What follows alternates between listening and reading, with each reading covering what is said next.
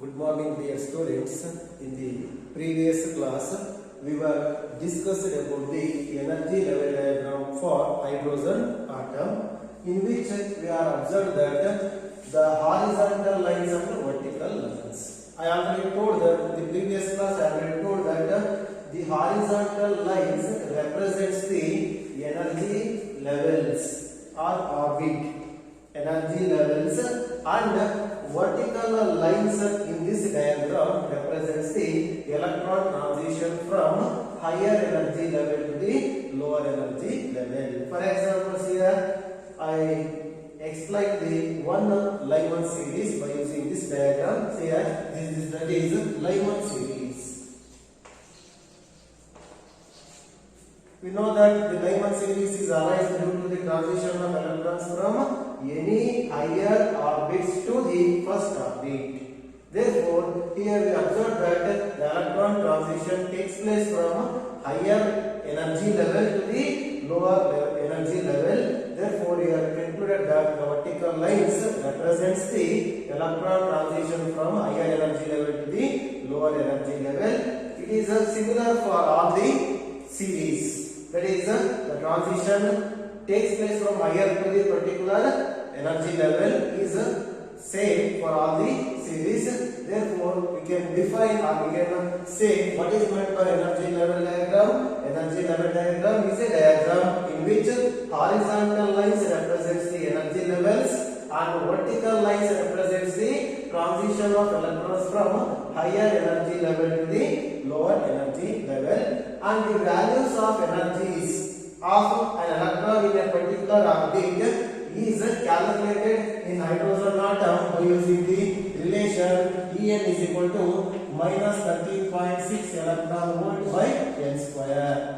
That, for example, for first orbit we get minus 13.6 electron volt in hydrogen atom.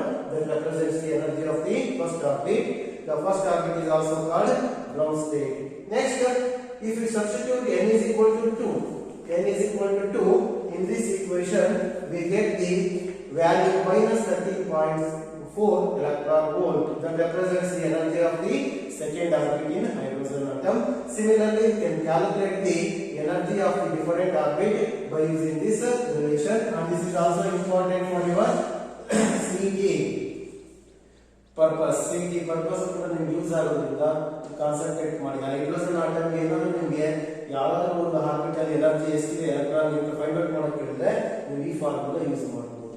Electron volt ಅಲ್ಲಿ express ಮಾಡ್ತಾ ಇದ್ದೀನಿ, ಅದನ್ನ ಜೌಲಿಗೆ convert ಮಾಡೋದನ್ನೆಲ್ಲ ಪ್ರೀವಿಯಸ್ ಚಾಪ್ಟರ್ ಹೇಳಿದೀವಿ. Real nature of radiation chapter ಅಲ್ಲಿ conversion ಹೇಳ್ಬಿಟ್ಟಿರ್ತೀವಿ. ಜಸ್ಟ್ ನಿಮಗೆ ಹಾಗೆ ಹೈಡ್ರೋಜನ್ ಆಟಮ್ ಅಲ್ಲಿ ಯಾವ್ದಾದ್ರು ಒಂದು ಆರ್ಬಿಟಲ್ ಎಲೆಕ್ಟ್ರಾನ್ ಇದ್ರೆ ಅದ್ರ ಎನರ್ಜಿ ಎಷ್ಟು ಅಂದ್ರೆ ನಿಮಗೆ ಆರ್ಬಿಟ್ ನಂಬರ್ ಹೇಳಿದ್ರೆ ಸಾಕು. n is equal to 4 ಅಂತ ಹೇಳ್ತೀನಿ, ನೀವು ಕ್ಯಾಲ್ಕುಲೇಟ್ ಮಾಡಿ ಈ ವ್ಯಾಲ್ಯೂ ಬರುತ್ತೆ.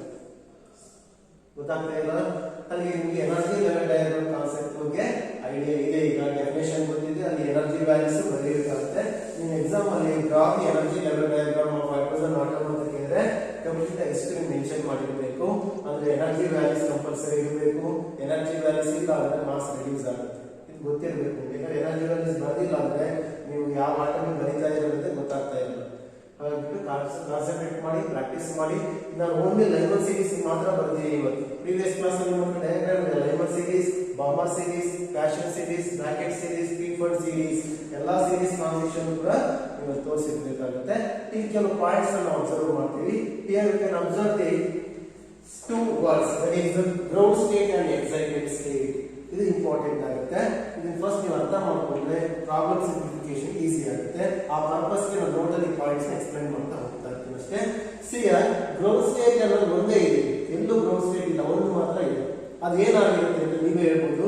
ಗ್ರೌಂಡ್ ಸ್ಟೇಟ್ ಅಂದ್ರೆ it is the first orbit or it is the innermost orbit. What is the value of what is the l value for ground state? n is equal to 1.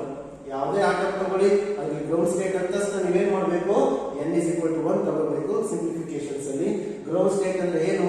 First orbit ಅಂತ ಹೇಳ್ಬೋದು. ಅದಕ್ಕೆ ಇಲ್ಲ ಅಂದ್ರೆ inner most orbit. Energy ಏನಾಗಿರುತ್ತೆ ನೋಡೋಣ, ನೀವೇ think ಮಾಡಿ. ಜಾಸ್ತಿ ಇರುತ್ತೆ ಕಡಿಮೆ ಇರುತ್ತೆ energy of the ground state? ನೋಡ್ಕೊಳ್ಳಿ, minus 13.6 minus 3.4 ಇವೆರಡೇ ಕಂಪೇರ್ ಮಾಡಿ. ಯಾವ್ದು ಜಾಸ್ತಿ ಅಂತ ಹೇಳಿದ್ರು ಲಾಸ್ಟ್ ಕ್ಲಾಸ್ ಅಲ್ಲಿ ನೆಗೆಟಿವ್ ಸೈಡ್ ಇದೆ. ಹಾಗಾಗಿ ನೀವೇನ್ ಹೇಳ್ಬೋದು? ಗ್ರೌಂಡ್ ಸ್ಟೇಟ್ ಎನರ್ಜಿ ಯಾವ ಆಟಮ್ ತಗೊಂಡ್ರು ಕೂಡ ಗ್ರೌಂಡ್ ಸ್ಟೇಟ್ ಅಲ್ಲಿ ಇರೋ ಎಲೆಕ್ಟ್ರಾನ್ ಎನರ್ಜಿ ಮಿನಿಮಮ್ ಇರುತ್ತೆ ನೋಡಿ 30.6 ಮಿನಿಮಮ್, ಅದಕ್ಕಿಂತ ಜಾಸ್ತಿ -3.4 ಗೊತ್ತಿದೆ ನಿಮ್ಗೆ ಇದೆಲ್ಲ. ಹಾಗಾಗಿ ಇಷ್ಟು ಕಾಮನ್ ಆಗಿ ಗೊತ್ತಿರಲಿ, energy of the electron in ground state is minimum in all the atoms. ಯಾವ ಆಟಮ್ ತಗೊಳ್ಳಿ ಎಲೆಕ್ಟ್ರಾನ್ ಗ್ರೌಂಡ್ ಸ್ಟೇಟ್ ಅಲ್ಲಿ ಇದೆ ಅಂದ್ರೆ ಬಹಳ ಕಡಿಮೆ ಎನರ್ಜಿ ಇರುತ್ತೆ. ಅದು ಬೇರೆ ಬೇರೆ ಆರ್ಬಿಟ್ಸ್ ಗೆ ಎಕ್ಸೈಟ್ ಆದರೆ ಮಾತ್ರ ಅದು ಎನರ್ಜಿ ಇನ್ಕ್ರೀಸ್ ಆಗ್ತಾ ಹೋಗ್ತಾ ಇರುತ್ತೆ. ಅದು ನೀವು ಡಿರೈವೇಶನ್ ಅಲ್ಲಿ ಹೇಳಿದ್ದೀರಾ. ಏನಂತ ಹೇಳಿದ್ದೀರಾ? ಎನರ್ಜಿ ಈಸ್ ಏನಂತ ಹೇಳಿದ್ದೀರಾ? Energy is inversely proportional to -n² ಅಂತ ಹೇಳಿದ್ದೀರಾ. ಬರೀ n² ಅಲ್ಲ, ಅಂದ್ರೆ ಆರ್ಬಿಟಲ್ ನಂಬರ್ ಜಾಸ್ತಿ ಆದ್ರೆ ಎನರ್ಜಿ ಕೂಡ ಏನಾಗಬೇಕು? ಜಾಸ್ತಿ ಆಗುತ್ತೆ ಅಂತ. ಯಾಕೆ ನೆಗೆಟಿವ್ ಸೈಡ್ ಇದೆ. ಇಲ್ಲ ಅಂದ್ರೆ ನೆಗೆಟಿವ್ ಸೈಡ್ ಇಲ್ಲ ಅಂದ್ರೆ if n increases v decreases ಅಂತ ಹೇಳ್ತಾ ಇದ್ವಿ. ಇದು ಕಂಪ್ಲೀಟ್ ಆಗಿದೆ ಡಿಸ್ಕಷನ್. ಜಸ್ಟ್ ಇಷ್ಟನ್ನು ಕಾನ್ಸಂಟ್ರೇಟ್ ಮಾಡಿ. The energy of the ground state is minimum. ಇವು ಟೂ ವರ್ಡ್ಸ್ ಕ್ಯಾಚ್ ಮಾಡಿ. Ground state ಅಂದ್ರೆ ಏನು? It is the innermost orbit. The value of n is 1 for ground state. The energy of the ground state is minimum. Next concept ಹೇಳ್ತಾ ಇದೀನಿ, excitation state or excited state ಅಂತ. ನೀವು ನೋಡ್ಕೊಳ್ಳಿ, excited state ನ ನೋಡಿ ಬರ್ತಿಲ್ಲ. First excited state, second excited state, third, next ಬಂದ್ರೆ fourth ಆಗುತ್ತೆ, ಫಿಫ್ತ್ ಆಗುತ್ತೆ, ಕಂಟಿನ್ಯೂ ಆಗ್ತಾ ಇರ್ತಿದ್ದು. ಅಂದ್ರೆ excited state ಅಂದ್ರೆ ಏನಿರ್ಬೋದು ನೀವು ಹೇಳಿ? It is the state corresponding to n is equal to 2, n is equal to 3 and so on. ಅಂದ್ರೆ greater than 1 ಬಿಟ್ಟು n is equal to 1 ಬಿಟ್ಟು ಉಳಿದಿರೋ ಎಲ್ಲಾ ಸ್ಟೇಟ್ ನೀವು ಎಕ್ಸೈಟೆಡ್ ಸ್ಟೇಟ್ ಅಂತ ಹೇಳ್ಬೋದು. ಫಸ್ಟ್ ಎಕ್ಸೈಟೆಡ್ ಸ್ಟೇಟ್ ಗೆ ನೀವು n ವ್ಯಾಲ್ಯೂ ಎಷ್ಟು ಯೂಸ್ ಮಾಡಬೇಕು ಅನ್ನೋದು ಬಂದಾಗ ನೋಡ್ಕೊಳ್ಳಿ, n is equal to 2. Excited state start ಆಗೋದೇ ಸೆಕೆಂಡ್ ಆರ್ಬಿಟ್ ಇಂದ. ಅಂದ್ರೆ ಮಿನಿಮಮ್ ನಮಗೆ ಟ್ರಾನ್ಸಿಷನ್ ಆಗೋದು ಫಸ್ಟ್ ಟ್ರಾನ್ಸಿಷನ್ ಅಂದ್ರೆ 1 ಇಂದ 2 ಆಗುತ್ತೆ. ಅಲ್ಲಿ ಎಕ್ಸೈಟ್ ಆಗಿ ಫಸ್ಟ್ ಏನಿಗೆ 2 ಗೆ, ಹಾಗಾಗ್ಬಿಟ್ಟು first excited state means n is equal to 2. Correct ಆಗಿ ಕೇಳ್ಕೊಳ್ಳಿ, ಈಸಿ ನಿಮಗೆ ಗ್ರೌಂಡ್ ಸ್ಟೇಟ್ ಬಗ್ಗೆ ಹೇಳಿದ್ರು. ಇದು ನೋಡ್ಕೊಳ್ಳಿ. ಸೆಕೆಂಡ್ ಎಕ್ಸೈಟೆಡ್ ಸ್ಟೇಟ್ ಅಂದ್ರೆ n is equal to 2 ಬರೀತೀರಾ? ಇಲ್ಲ, ಏನ್ ಬರೀಬೇಕು? 3. ಥರ್ಡ್ ಎಕ್ಸೈಟೆಡ್ ಸ್ಟೇಟ್ ಅಂದ್ರೆ n is equal to 4. ಅಂದ್ರೆ excited state n is equal to 1 ಇಂದ ಸ್ಟಾರ್ಟ್ ಆಗಿಲ್ಲ, ಹಾಗಾಗಿ n is equal to 2 ಇಂದ ಸ್ಟಾರ್ಟ್ ಆಗಿದೆ. ಹಾಗಾಗಿ first excited state n is equal to 2, second excited state n is equal to 3, third excited state n is equal to 4 and so on. ಈ ತರ ನೀವು ನೋಡ್ಕೋಬೇಕಾಗುತ್ತೆ. Excited ಆಗ್ತಾ ಅದ್ರ ಎನರ್ಜಿ ಕೂಡ ಜಾಸ್ತಿ ಆಗ್ತಾ ಹೋಗುತ್ತೆ. ಗೊತ್ತಿದೆ, ನಾವು ರಿಲೇಷನ್ ಹೇಳಿರೋ ಮೆಥಡ್ ಅಲ್ಲಿ ನಿಮ್ಗೆ ಅರ್ಥ ಆಗಿದೆ. ಇಷ್ಟು ನೋಡ್ಕೊಳ್ಳಿ. ಗ್ರೌಂಡ್ ಸ್ಟೇಟ್ ಅಂದ್ರೆ ಏನು, ಅದ್ರ ಪ್ರಾಪರ್ಟೀಸ್ ಹೆಂಗಿರುತ್ತೆ? ಎಕ್ಸೈಟೆಡ್ ಸ್ಟೇಟ್ ಸ್ಟಾರ್ಟ್ ಆಗೋದು n is equal to 2 ಇಂದ ಎಕ್ಸೈಟೆಡ್ ಸ್ಟೇಟ್ ಜಾಸ್ತಿ ಇರುತ್ತೆ. ಲಿಮಿಟ್ ಇಲ್ಲ ಅದಕ್ಕೆ. 1, 2, 3 and up to infinity ವರೆಗೂ ನೀವು ತಗೋಬಹುದಾಗುತ್ತೆ.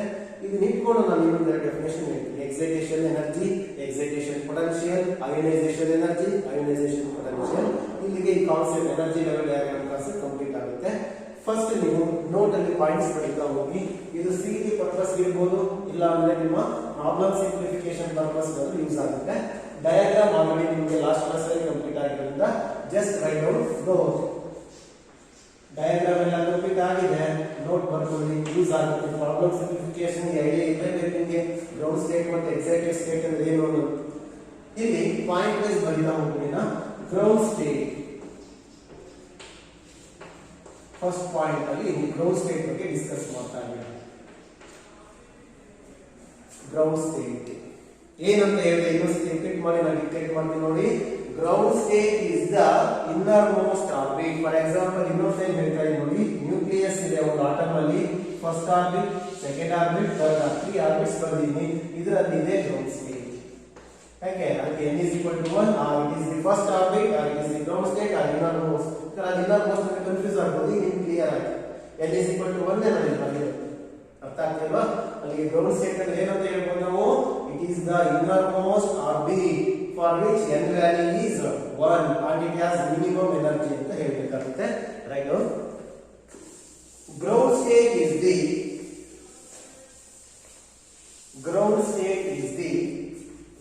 write down. Ground state is the innermost orbit. Write down in bracket n is equal to 1. ಈ ವ್ಯಾಲ್ಯೂಸ್ ಬೇಕಾಗುತ್ತೆ ನಿಮಗೆ. ಯಾವ ಆಟಮ್ ಅನ್ನು ತಗೊಳ್ಳಿ, ಗ್ರೌಂಡ್ ಸ್ಟೇಟ್ ಅಂದ್ರೆ n ವ್ಯಾಲ್ಯೂ ಒಂದೇ ತಗೋಬೇಕಾಗುತ್ತೆ. Ground state is the innermost orbit. Write down in bracket n is equal to 1. Clear ಆಯ್ತಲ್ವಾ? Full stop. The energy ಅರ್ಥ ಆಗಬೇಕು ನಿಮಗೆ. The energy of the electron the energy of the electron in ground state is ground state ಅಲ್ಲಿ ಇದ್ದಾಗ ಅದರ energy ಏನಾಗಿರುತ್ತೆ minimum or maximum minimum the energy of the electron in ground state is minimum ground state ಅಲ್ಲಿ ಯಾವ atom ಅನ್ನು ತಗೊಳ್ಳಿ electron ಇದೆ ಅಂದ್ರೆ ಅದಕ್ಕೆ ಎನರ್ಜಿ ಬಹಳ ಕಡಿಮೆ ಇರುತ್ತೆ ಬೇರೆ ಆರ್ಬಿಟ್ ಕಂಪೇರ್ ಮಾಡಿದ್ರೆ ಇಲ್ಲಿಗೆ ಗ್ರೌಂಡ್ ಸ್ಟೇಟ್ ಕಾನ್ಸೆಪ್ಟ್ ಕಂಪ್ಲೀಟ್ ಆಗಿದೆ ಇದನ್ನ ನೋಟಲ್ಲಿ ಬಳಸ್ತಾ ಇದ್ದೀನಿ ಎಕ್ಸಾಮ್ ಪರ್ಪಸ್ ನಿಮಗೆ ಬೇಕಾಗಿಲ್ಲ ಅಂದ್ರೂ ಕೂಡ ಸಿಇಟಿಗೆ ಇಲ್ಲ ಪ್ರಾಬ್ಲಮ್ ಸಿಂಪ್ಲಿಫಿಕೇಶನ್ ಗೆ ಯೂಸ್ ಆಗುತ್ತೆ ಈ ವರ್ಡ್ಸ್ ಕೊಟ್ಟ ಕನ್ಫ್ಯೂಸ್ ಆಗಬಾರ್ದು ಅದಕ್ಕೆ ನಿಮಗೆ ಮತ್ತೆ recall ಆಗಬೇಕಿರಲ್ಲ ground state is the innermost orbit and the energy of the electron in ground state is minimum next write down note the next point ಬರ್ಕೊಳ್ಳಿ excited state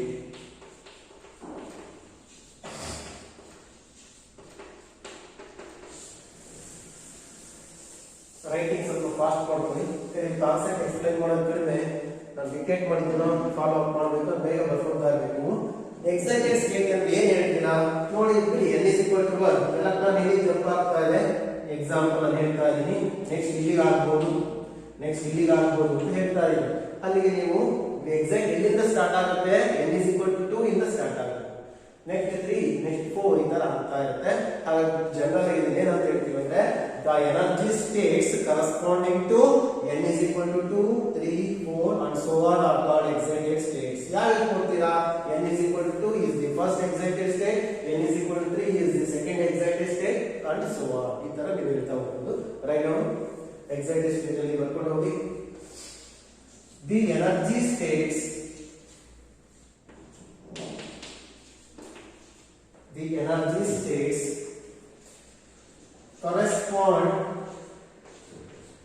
corresponds to ನಾನು ಬರೆದಿರೋದ್ರಲ್ಲೇ ಬರ್ಕೊಳ್ಳಿ the energy states corresponds to ಎಲ್ಲಿಂದ start ಆಗುತ್ತೆ excited states ಅಂತ ಹೇಳ್ತಾ ಇದೀನಿ 2 1 ಬರೀತಾ ಇಲ್ಲ ನಾನು 3 4 so on ಎಷ್ಟಾದ್ರೂ ಬರೀಬಹುದು up to infinity ವರೆಗೂ the energy states corresponding to n = 2 3 4 so on are called ಏನಂತ ಕರೀಬಹುದು ನಾವು ಅದು ಸ್ಪೆಸಿಫಿಕ್ ನೇಮ್ ಇದೆ ಎಕ್ಸೈಟೆಡ್ ಸ್ಟೇಟ್ಸ್ ಇವೆಲ್ಲ ಕರೆಕ್ಟ್ ಇದೆ ಬಟ್ ಯಾವ ಎಕ್ಸೈಟೆಡ್ ಸ್ಟೇಟ್ ಅಂತ ಕರೀತೀವಿ ಅಥವಾ ನಾನು ಫಸ್ಟ್ ಬರೀತಾರೆ n = 2 ಅಲ್ಲ ಅದನ್ನ ಎಷ್ಟೇ ಎಕ್ಸೈಟೆಡ್ ಸ್ಟೇಟ್ ಅಂತ ಕರೀತಾ ಇದೀನಿ ಕಾಲ್ಡ್ ಫಸ್ಟ್ 3 ಇದೆ n = 3 ಅಂದ್ರೆ ಎಷ್ಟೇ ಎಕ್ಸೈಟೆಡ್ ಸ್ಟೇಟ್ ಆಗುತ್ತೆ ಸೆಕೆಂಡ್ ಎಕ್ಸೈಟ್ ಆಗುತ್ತೆ n = 4 ಇದ್ರೆ ಎಷ್ಟೇ ಎಕ್ಸೈಟ್ ಆಗುತ್ತೆ ಥರ್ಡ್ ಎಕ್ಸೈಟ್ ಆಗುತ್ತೆ ನೋಡ್ಕೊಳ್ಳಿ n = 2 is the first excited state n = 3 ಯಾಕೆ ರಿಪೀಟ್ ಮಾಡ್ತಾ ಇರೋದ್ರೆ ಪ್ರಾಬ್ಲಮ್ಸ್ ಅಲ್ಲಿ ನೀವು ಫಸ್ಟ್ ಎಕ್ಸೈಟೆಡ್ ಸ್ಟೇಟ್ ಅಂದ್ರೆ n = 1 ಸಬ್ಸ್ಟಿಟ್ಯೂಟ್ ಮಾಡ್ಬಿಡ್ತೀರಾ ನಮ್ಗೆ ಆಗಬಾರ್ದು ಅಂತ ಹೇಳ್ತಾ ಇದೀನಿ n = 4 ಅಂದ್ರೆ ಏನಾಗುತ್ತೆ third excited States so on the energy states corresponding to n = 2 3 4 so on are called first second third and so on excited states ನೀವು ಇಷ್ಟರಲ್ಲಿ ನೀವು ಕ್ಲಿಯರ್ ಮಾಡ್ಕೊಳ್ಬೇಕು ಥರ್ಡ್ ಎಕ್ಸೈಟೆಡ್ ಸ್ಟೇಟ್ ಅಂದ್ರೆ n = 3 ಹಾಕ್ತೀರಾ ಅಥವಾ ಏನಾಗಬೇಕು n = 4 ಅರ್ಥ ಆಗ್ತಿಲ್ಲ ಸೆಕೆಂಡ್ ಎಕ್ಸೈಟೆಡ್ ಸ್ಟೇಟ್ ಅಂದ್ರೆ n = 3 ಹಾಕ್ಬೇಕು ಅಂದ್ರೆ ನೋಡ್ಕೋಬೇಕು ನೀವು ಎಕ್ಸೈಟೆಡ್ ಸ್ಟೇಟ್ ಸ್ಟಾರ್ಟ್ ಆಗೋದೇ ಸೆಕೆಂಡ್ ಆರ್ಬಿಟ್ ಅಂತ ಅರ್ಥ ಆಗುತ್ತೆ ನಾವು ಜಸ್ಟ್ ಎಕ್ಸ್ಪ್ಲೈನ್ ಮಾಡಿದೆಲ್ಲ ಕ್ಲಿಯರ್ ಆಗಿದೆ ಅಲ್ಲಿ ಎಕ್ಸೈಟೆಡ್ ಸ್ಟೇಟ್ ಆಯ್ತು ಗ್ರೌಂಡ್ ಸ್ಟೇಟ್ ಆಯ್ತು ನೆಕ್ಸ್ಟ್ ಪಾಯಿಂಟ್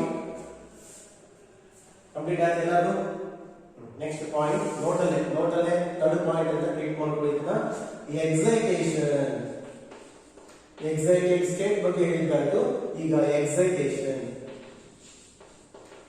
ಲಾಸ್ಟ್ ಕ್ಲಾಸ್ ಬಗ್ಗೆ ಸ್ವಲ್ಪ ಕ್ಲೂ ಕೊಟ್ಟಿದ್ದೆ ನಾನು ಎಕ್ಸೈಟೇಷನ್ ಅಂಡ್ ಅಯನೈಸೇಷನ್ ಕಾನ್ಸೆಪ್ಟ್ ಬಗ್ಗೆ ಗೊತ್ತಿರುತ್ತೆ ನಿಮ್ಗೆ ಆಲ್ರೆಡಿ ಕೆಮಿಸ್ಟ್ರಿ ವರ್ಡ್ಸ್ ಯೂಸ್ ಆಗಿರುತ್ತೆ ನಿಮಗೆ what is meant by excitation generally ನಾವು ಎಕ್ಸೈಟೇಷನ್ ಅಂದ್ರೆ ಯಾವಾಗ ತಗೊಳ್ತೀವಿ ಅಂದ್ರೆ ಲೋವರ್ ಆರ್ಬಿಟ್ ಇಂದ ಹೈಯರ್ ಆರ್ಬಿಟ್ ಎಲೆಕ್ಟ್ರಾನ್ ಜಂಪ್ ಆಗೋದನ್ನ ಟ್ರಾನ್ಸಿಷನ್ ಆಗೋದನ್ನ ನಾವು ಎಕ್ಸೈಟೇಷನ್ ಅಂತ ಕರೀತೀವಿ ಕರೆಕ್ಟ್ ಎಕ್ಸೈಟ್ ಆಗಿದೆ ಅಂದ್ರೆ ಏನು ಅದರ ಎನರ್ಜಿ ಜಾಸ್ತಿ ಆಗಿದೆ ಅಂದ್ರೆ ಎಲ್ಲಿಗೆ ಹೋಗ್ಬೇಕು ಲೋವರ್ ಎನರ್ಜಿ ಲೆವೆಲ್ ಇಂದ ಹೈಯರ್ ಎನರ್ಜಿ ಲೆವೆಲ್ ಗೆ ಅದು ಟ್ರಾನ್ಸಿಷನ್ ಆಗಬೇಕು ಅದು ಜಂಪ್ ಆಗಬೇಕು ಅಂತ ಹೇಳ್ತಾ ಇದೀನಿ ಆ ಪ್ರೋಸೆಸ್ ನ ನಾವು ಎಕ್ಸೈಟೇಷನ್ ಅಂತ ಕರೀತೀವಿ ಮತ್ತೆ ಇಲ್ಲೊಂದು ಕೆಲವು ಪಾಯಿಂಟ್ಸ್ ಬರ್ತು ನೋಡ್ಕೊಳ್ಳಿ ಈ ಎಕ್ಸೈಟೇಷನ್ ಸುಮ್ಮನೆ ಆಗುತ್ತೆ ಎಲೆಕ್ಟ್ರಾನ್ ಇಲ್ಲ ಏನ್ ಬೇಕು ಅದಕ್ಕೆ ಒಂದು ಎಕ್ಸಾಂಪಲ್ ಕೊಟ್ಟಾಗ ನೀವು ಅರ್ಥ ಮಾಡ್ಕೊಳ್ಳಿ ಹೈಯರ್ ಆರ್ಬಿಟ್ ಇಂದ ಲೋವರ್ ಆರ್ಬಿಟ್ ಗೆ ಬರ್ತಾ ಇದೆ ಎಲೆಕ್ಟ್ರಾನ್ ಅಂದ್ರೆ ಅದು ಎನರ್ಜಿನ ಏನ್ ಮಾಡುತ್ತೆ ಎಮಿಟ್ ಮಾಡುತ್ತೆ ಗೊತ್ತಿರೋ ಕಾನ್ಸೆಪ್ಟ್ ನಿಮ್ಗೆ ಇದೆಲ್ಲ ಸ್ಪೆಕ್ಟ್ರಮ್ ಅಲ್ಲಿ ಎಕ್ಸ್ಪ್ಲೈನ್ ಮಾಡಿದ್ದೀವಿ ಅದೇ ತರ ಹೈಯರ್ ಇಂದ ಲೋವರ್ ಗೆ ಬಂದು ಎಮಿಟ್ ಮಾಡುತ್ತೆ ಎನರ್ಜಿನ ಕಳ್ಕೊಂಡು ಲಾಸ್ ಮಾಡ್ಕೊಂಡು ಬರ್ತಾ ಇದೆ ಗ್ರೌಂಡ್ ಸ್ಟೇಟ್ ಲೋವರ್ ಎನರ್ಜಿ ಲೆವೆಲ್ಗೆ. ಸಿಮಿಲರ್ಲಿ ಆ ಲೋವರ್ ಎನರ್ಜಿ ಲೆವೆಲ್ ಇಂದ ಹೈಯರ್ ಎನರ್ಜಿ ಲೆವೆಲ್ ಹೋಗ್ಬೇಕಂದ್ರೆ ಅದು ಎನರ್ಜಿನ ಎಮಿಟ್ ಮಾಡಲು ಏನ್ ಮಾಡ್ಕೊಳುತ್ತೆ, ಅಬ್ಸರ್ವ್ ಮಾಡುತ್ತೆ. ಅಬ್ಸಾರ್ಪ್ಷನ್ ಮಾಡ್ಕೊಂಡು ಎಕ್ಸೈಟ್ ಆಗುತ್ತೆ. ಪರ್ಟಿಕ್ಯುಲರ್ ಆರ್ಬಿಟ್ಗೆ ಅದು ಎಕ್ಸೈಟ್ ಆಗಬೇಕಾದ್ರೆ ಅದು ಪರ್ಟಿಕ್ಯುಲರ್ ಎನರ್ಜಿನೇ ಕೊಡಬೇಕು. Example n is equal to 1 ಇಂದ n is equal to 2 ಹೋಗ್ಬೇಕು ಅಂದ್ರೆ ನಾನು ಕ್ಯಾಲ್ಕುಲೇಟ್ ಮಾಡಿ ತೋರಿಸ್ತೀನಿ ನಿಮಗೆ. 10.2 ಎಲೆಕ್ಟ್ರಾನ್ ವೋಲ್ಟ್ ಅಷ್ಟೇ ಬೇಕಾಗಿರುತ್ತೆ. ನೀವು ಅದಕ್ಕಿಂತ ಕಡಿಮೆ ಕೊಟ್ಟರೆ ಅದು ಎಕ್ಸೈಟ್ ಆಗಿಲ್ಲ, ಅದಕ್ಕಿಂತ ಜಾಸ್ತಿ ಕೊಟ್ಟರೆ ಅದು ಬೇರೆ ಆರ್ಬಿಟ್ಗೆ ಎಕ್ಸೈಟ್ ಆಗುತ್ತೆ. ಅಂದ್ರೆ ಎಲ್ಲಿಗಾದ್ರೂ ನೀವು ಟ್ರಾನ್ಸಿಷನ್ ಮಾಡಬೇಕು, ಎಲೆಕ್ಟ್ರಾನ್ ಜಂಪ್ ಮಾಡಿಸ್ಬೇಕು ಅಂದ್ರೆ ಅದು ಸೂಟೇಬಲ್ ಎನರ್ಜಿನೇ ಕೊಡಬೇಕು. ಅದನ್ನು ಅಬ್ಸರ್ವ್ ಮಾಡ್ಕೊಂಡು ಅದೇನಾಗುತ್ತೆ, ಹೈಯರ್ ಆರ್ಬಿಟ್ಸ್ಗೆ ಹೋಗುತ್ತೆ ಅಂತ ಹೇಳ್ತಾ ಇದ್ದೀನಿ. ಈಗ ಪ್ರೋಸೆಸ್ ಬಗ್ಗೆ ಹೇಳ್ಬೇಕು ನಾನು. ಎಕ್ಸೈಟೇಷನ್ ನೀವೇ ಹೇಳ್ಬೋದು ಜನರಲ್ ಆಗಿ. ಎಕ್ಸೈಟೇಷನ್ ಅಂದ್ರೆ ಏನ್ ಇರ್ಬೋದು ಅಂದ್ರೆ ಯಾವ ಆರ್ಬಿಟ್ ಇಂದ ತಗೊಂಡ್ರೆ ಎಕ್ಸೈಟೇಷನ್ ಹೇಳ್ಬೋದು. ಫಾರ್ ಎಕ್ಸಾಂಪಲ್ ಫಸ್ಟ್ ಆರ್ಬಿಟ್ ಇಂದ ಸೆಕೆಂಡ್ ಆರ್ಬಿಟ್ ಹೋಯ್ತು, ಎಕ್ಸೈಟೇಷನ್ ಆಗಿದೆ ಅಂತಲೇ ಅರ್ಥ. ಸೆಕೆಂಡ್ ಆರ್ಬಿಟ್ ಇಂದ ಫಿಫ್ತ್ ಆರ್ಬಿಟ್ ಹೋಯ್ತು, ಎಕ್ಸೈಟೇಷನ್ ಆಗಿದೆ. ಫೋರ್ತ್ ಇಂದ ಫಿಫ್ತ್ ಹೋಗುತ್ತೆ, ಎಕ್ಸೈಟೇಷನ್. ಇವೆಲ್ಲ ಎಕ್ಸೈಟೇಷನ್ಸ್. ಅಂದ್ರೆ ಜನರಲ್ ಎಕ್ಸೈಟೇಷನ್ ಅಂದ್ರೆ ಏನು, the process of raising, rise ಆಗ್ತಾ ಇದೆ ಅಂದ್ರೆ ಅದ ಮೇಲೆ ಜಂಪ್ ಆಗ್ತಾ ಇದೆ. The process of raising the electron from ಎಲ್ಲಿಂದ, ಇಟ್ಸ್ ಆರ್ಬಿಟ್. ಅದರ orbit n is equal to 2 ಇತ್ತು ಫಸ್ಟ್, ಅದು 5 ಹೋಯ್ತು. ಒಂದು example n is equal to 1 ಇತ್ತು, ಅದು 2 ಹೋಯ್ತು. n is equal to 4 ಇದೆ, ಅದು 5 ಹೋಯ್ತು. ಯಾವ ಎಕ್ಸಾಂಪಲ್ ಅಂತ ತಗೊಳ್ಳಿ. ಅದು ಇರೋ ಆರ್ಬಿಟ್ ಇಂದ ಅದರ ಮೇಲೆ ಯಾವ್ದಾದ್ರು ಆರ್ಬಿಟ್ ಹೋದ್ರು ಕೂಡ ಅದು ಎಕ್ಸೈಟೇಷನ್ ಆಗುತ್ತೆ. ಎಕ್ಸಾಂಪಲ್ 2 ಇಂದ 4 ಹೋದ್ರೆ ಎಕ್ಸೈಟೇಷನ್, 2 ಇಂದ 5 ಹೋದ್ರೆ ಎಕ್ಸೈಟೇಷನ್, 2 ಇಂದ 6 ಹೋದ್ರೆ ಎಕ್ಸೈಟೇಷನ್. ಹಂಗಂತ 2 ಇಂದ ಇನ್ಫಿನಿಟಿ ಹೋದ್ರೆ ಅದು ಎಕ್ಸೈಟೇಷನ್ ಆಗಲ್ಲ, ಅದು ಅಯೋನೈಸೇಷನ್ ಆಗುತ್ತೆ. ನೆಕ್ಸ್ಟ್ ಕ್ಲಾಸ್ ಅಂದ್ರೆ ಈ ಕ್ಲಾಸ್ ಅಲ್ಲಿ ನೆಕ್ಸ್ಟ್ ಕಾನ್ಸೆಪ್ಟ್ ಅಲ್ಲಿ ಹೇಳ್ತೀನಿ. ಈಗ ಇಷ್ಟು ಗೊತ್ತಾಗಲಿ. The process of raising the electron from its orbit to higher orbit. ಅದರದೇ ಆದ ಆರ್ಬಿಟ್ ಇಂದ ಅದರ ಮೇಲಿರೋ ಆರ್ಬಿಟ್ ಗೆ ಅದು ಎಕ್ಸೈಟ್ ಜಂಪ್ ಆದ್ರೆ ಅದನ್ನ ನಾವು ಎಕ್ಸೈಟೇಷನ್ ಅಂತ ಕರಿತೀವಿ. ಮೇಲಿರೋ ಹೈಯರ್ ಆರ್ಬಿಟ್ ಅಂದ್ರೆ ಇನ್ಫಿನಿಟಿನ ತಗೋಬಹುದಾ, ಇಲ್ಲ. ಇನ್ಫಿನಿಟಿನ ತಗೊಂಡ್ರೆ ಬೇರೆ ಡೆಫಿನೇಷನ್ ಆಗುತ್ತೆ. ಇನ್ಫಿನಿಟಿನ ತಗೊಂಡ್ರೆ ಏನಾಗುತ್ತೆ ಅಂತ ಹೇಳ್ತೀನಿ ನೋಡಿ. ಇನ್ಫೈನೈಟ್ ಆರ್ಬಿಟ್ ನಾವು ಯಾವ ಆಟಮ್ ಅನ್ನು ಇರಲ್ಲ, ಅದು ಔಟರ್ ಮೋಸ್ಟ್ ಆರ್ಬಿಟ್ ಕೂಡ ಅಲ್ಲ. ಇನ್ಫೈನೈಟ್ ಅಂದ್ರೆ ಅದು ಆಟಮ್ ಇಂದ ಹೊರಗಡೆ, ಎಲೆಕ್ಟ್ರಾನ್ ಆಟಮ್ ಇಂದ ಹೊರಗಡೆ ಹೋಯ್ತು ಅಂದ್ರೆ ಅರ್ಥ ಏನು, ಅಯನೈಸೇಷನ್ ಆಗಿದೆ ಅಂತ. ಆಟಮ್ ಅಲ್ಲಿ ಎಲೆಕ್ಟ್ರಾನ್ ಆ ಆಟಮ್ ಇಂದ ಹೊರಗಡೆ ಬಂದ್ರೆ ಯಾವ ಆರ್ಬಿಟ್ ಹೋಯ್ತು, ಇನ್ಫೈನೈಟ್ ಆರ್ಬಿಟ್ ಗೆ. ಎಕ್ಸಾಂಪಲ್ ಇಲ್ಲಿದೆ ಒಂದು ಎಲೆಕ್ಟ್ರಾನ್ ಆಟಮ್ ಅಲ್ಲಿ, ಅದು ಇನ್ಫೈನೈಟ್ ಆರ್ಬಿಟ್ ಗೆ ಹೋಯ್ತು ಅಂದ್ರೆ ಅದು ಆಟಮ್ ನಲ್ಲೇ ಇದೆ ಅಂತ ಅರ್ಥ ಅಲ್ಲ, ಅದು ಹೊರಗಡೆ ಹೋಗಿದೆ. ಆ ಹೊರಗಡೆ ಹೋಗಿರೋ ಎಲೆಕ್ಟ್ರಾನ್ ಗೆ ನಾವು ಇನ್ಫೈನೈಟ್ ಆರ್ಬಿಟ್ ಹೋಗಿರೋ ಎಲೆಕ್ಟ್ರಾನ್ ಅಂತ ಕರಿತೀವಿ. ಆ ಪ್ರೋಸೆಸ್ ಅಯನೈಸೇಷನ್ ಅಂತ ಎಕ್ಸ್ಪ್ಲೈನ್ ಮಾಡ್ತೀನಿ ನಾನು. ಜಸ್ಟ್ ಇಷ್ಟು ಗೊತ್ತಾಗಲ್ಲ.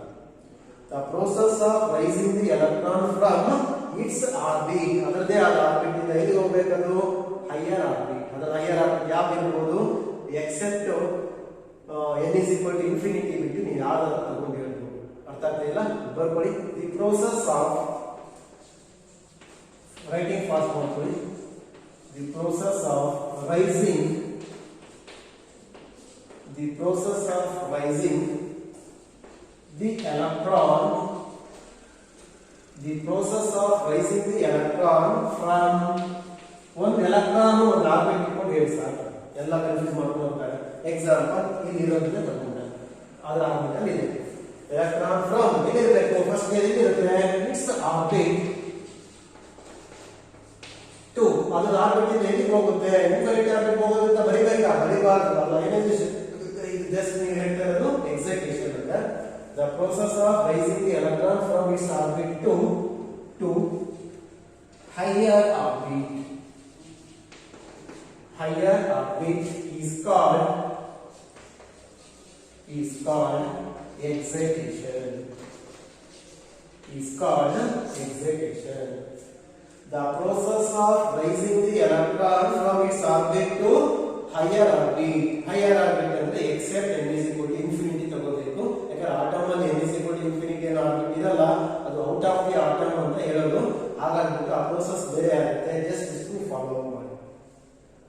Excitation means the process of raising the electron from its orbit to the higher orbit. For example, n is equal to 2 ಇಂದ n is equal to 5 ತಗೊಂಡೆ, n is equal to 1 ಇಂದ n is equal to 2 ತಗೋಬಹುದು, n is equal to 2 ಇಂದ 3 or 2 ಇಂದ 5, 2 ಇಂದ 6, infinity ತಗೋಬಾರ್ದು ಅಷ್ಟೇ.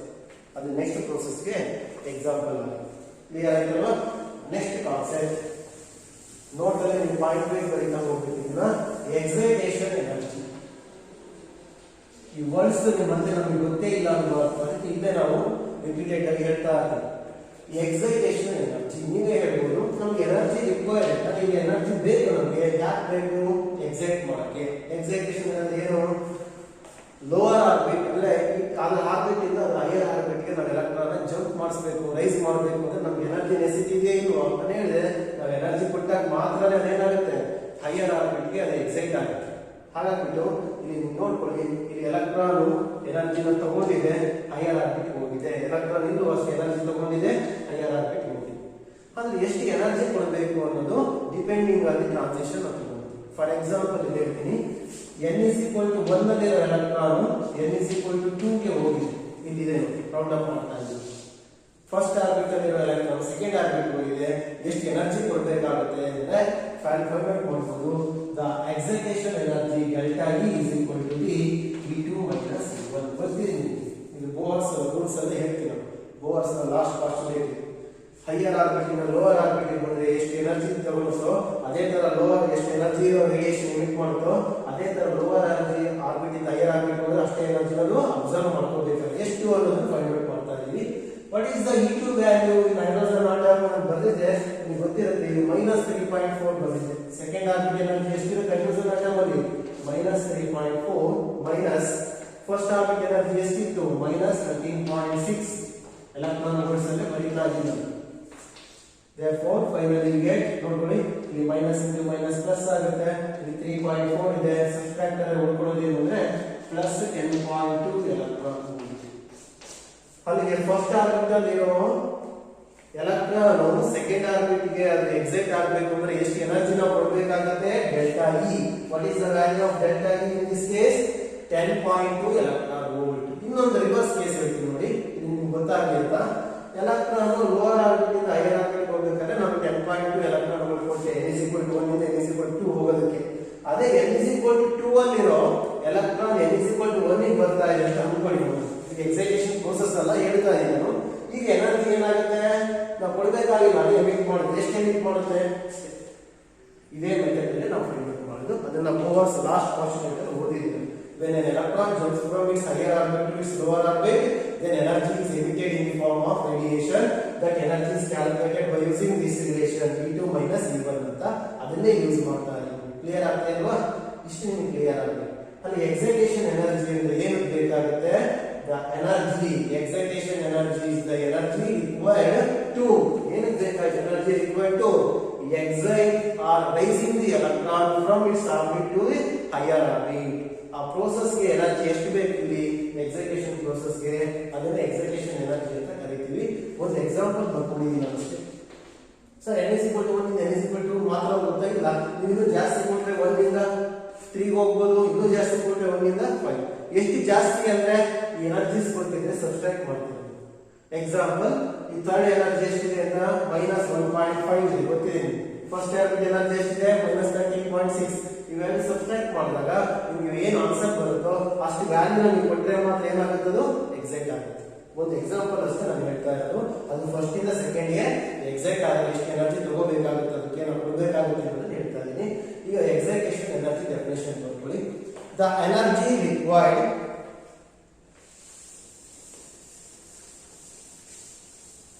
excitation energy definition ಬರ್ಕೊಳ್ಳಿ. The energy required, ಒಂದು ಮೆಥಡ್ ಅಷ್ಟೇ ನಾವು ಹೇಳ್ಬೋದು, ಅದನ್ನ ಫಾಲೋ ಮಾಡಬೇಕಾಗುತ್ತೆ ಬೇರೆ ಬೇರೆ simplifications. The energy required to raising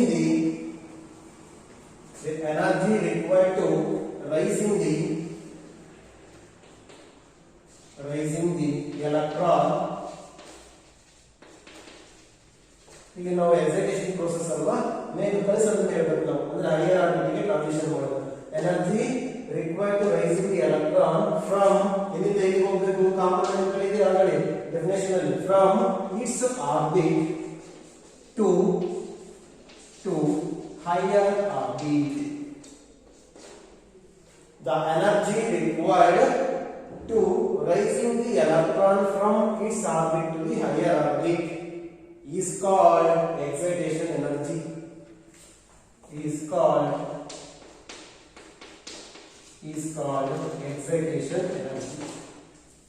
Excitation energy ಏನು? ನಾವು ಅದರ ಆರ್ಬಿಟ್ ಇಂದ ಅದರ ಮೇಲೆ ಯಾವ್ದಾದ್ರು ಆರ್ಬಿಟ್ ಕಳಿಸೋದಕ್ಕೆ ಎಷ್ಟು ಎನರ್ಜಿನ ಕೊಡ್ತಾ ಇದೀವಿ ಅಂತ, ಅದು ಎಷ್ಟು ಎನರ್ಜಿನ ತಗೊಳುತ್ತೆ ಅನ್ನೋದನ್ನ ಹೇಳ್ತಾ ಇದ್ದೀವಿ. Raising the electron from its orbit to the higher orbit is called excitation energy. ಒಂದು ಎಕ್ಸಾಂಪಲ್ ಬರ್ಕೋಬೇಕು, ನಮಗೆ ಡೆಫಿನೇಷನ್ಸ್ ಎಲ್ಲ ಯೂಸ್ ಆಗಲ್ಲ. ನೆಕ್ಸ್ಟ್ ಬೇಕಾದ್ರೆ ನಮ್ಗೆ ಏನು ಗೊತ್ತಾ, ಫೈಂಡ್ ಔಟ್ ಮಾಡೋ ಮೆಥಡ್. ಯಾವ್ದಾದ್ರು ಎರಡು ಎನರ್ಜಿ ಸ್ಟೇಟ್ಸ್ ಕೊಟ್ಟಾಗ ಅದರ ಎಕ್ಸೈಟೇಷನ್ ಎನರ್ಜಿ ಎಷ್ಟು ಅನ್ನೋದನ್ನ ಫೈಂಡ್ ಔಟ್ ಮಾಡಬೇಕಾಗುತ್ತೆ. ಕ್ಲಿಯರ್ ಆಯ್ತಾ? ಎಕ್ಸಾಂಪಲ್ ಬರೀತಾ ಇದೀವಿ. ಎಕ್ಸಾಂಪಲ್ ಬೇರೆ ಕ್ಯಾಲ್ಕುಲೇಟ್ ಮಾಡ್ಕೊಂಡು ಇದು ಈಸಿಯಾಗಿ ಗೊತ್ತಾಗಬೇಕು. ಬೇರೆ ಹೇಳ್ತೀರಾ ನೀವು ಎನರ್ಜಿ ಬ್ಯಾಲೆನ್ಸ್ ಅಂತ. For example, in hydrogen atom ಬರ್ಕೋಬೇಕು. In hydrogen atom electron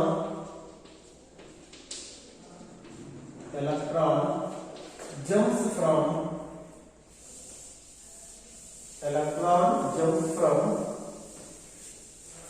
from n is equal to 1 to n is equal to 2.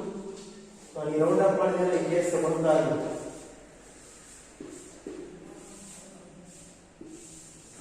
Electron first orbit ಇಂದ ಸೆಕೆಂಡ್ ಆರ್ಬಿಟ್ ಗೆ ಎಕ್ಸೈಟ್ ಆದ್ರೆ ಎಷ್ಟು ಎನರ್ಜಿ ನಾವು ಸಪ್ಲೈ ಮಾಡಬೇಕು, ಅದಕ್ಕೆ ಅದೆಲ್ಲ ಎಷ್ಟು ಎನರ್ಜಿ ತಗೊಳುತ್ತೆ ಅಂತ ಇಲ್ಲಿ ಬೈಟ್ ಮಾಡ್ತಾ. In the hydrogen atom, electron jumps from n is equal to 1 to n is equal to 2. Next line, the excitation energy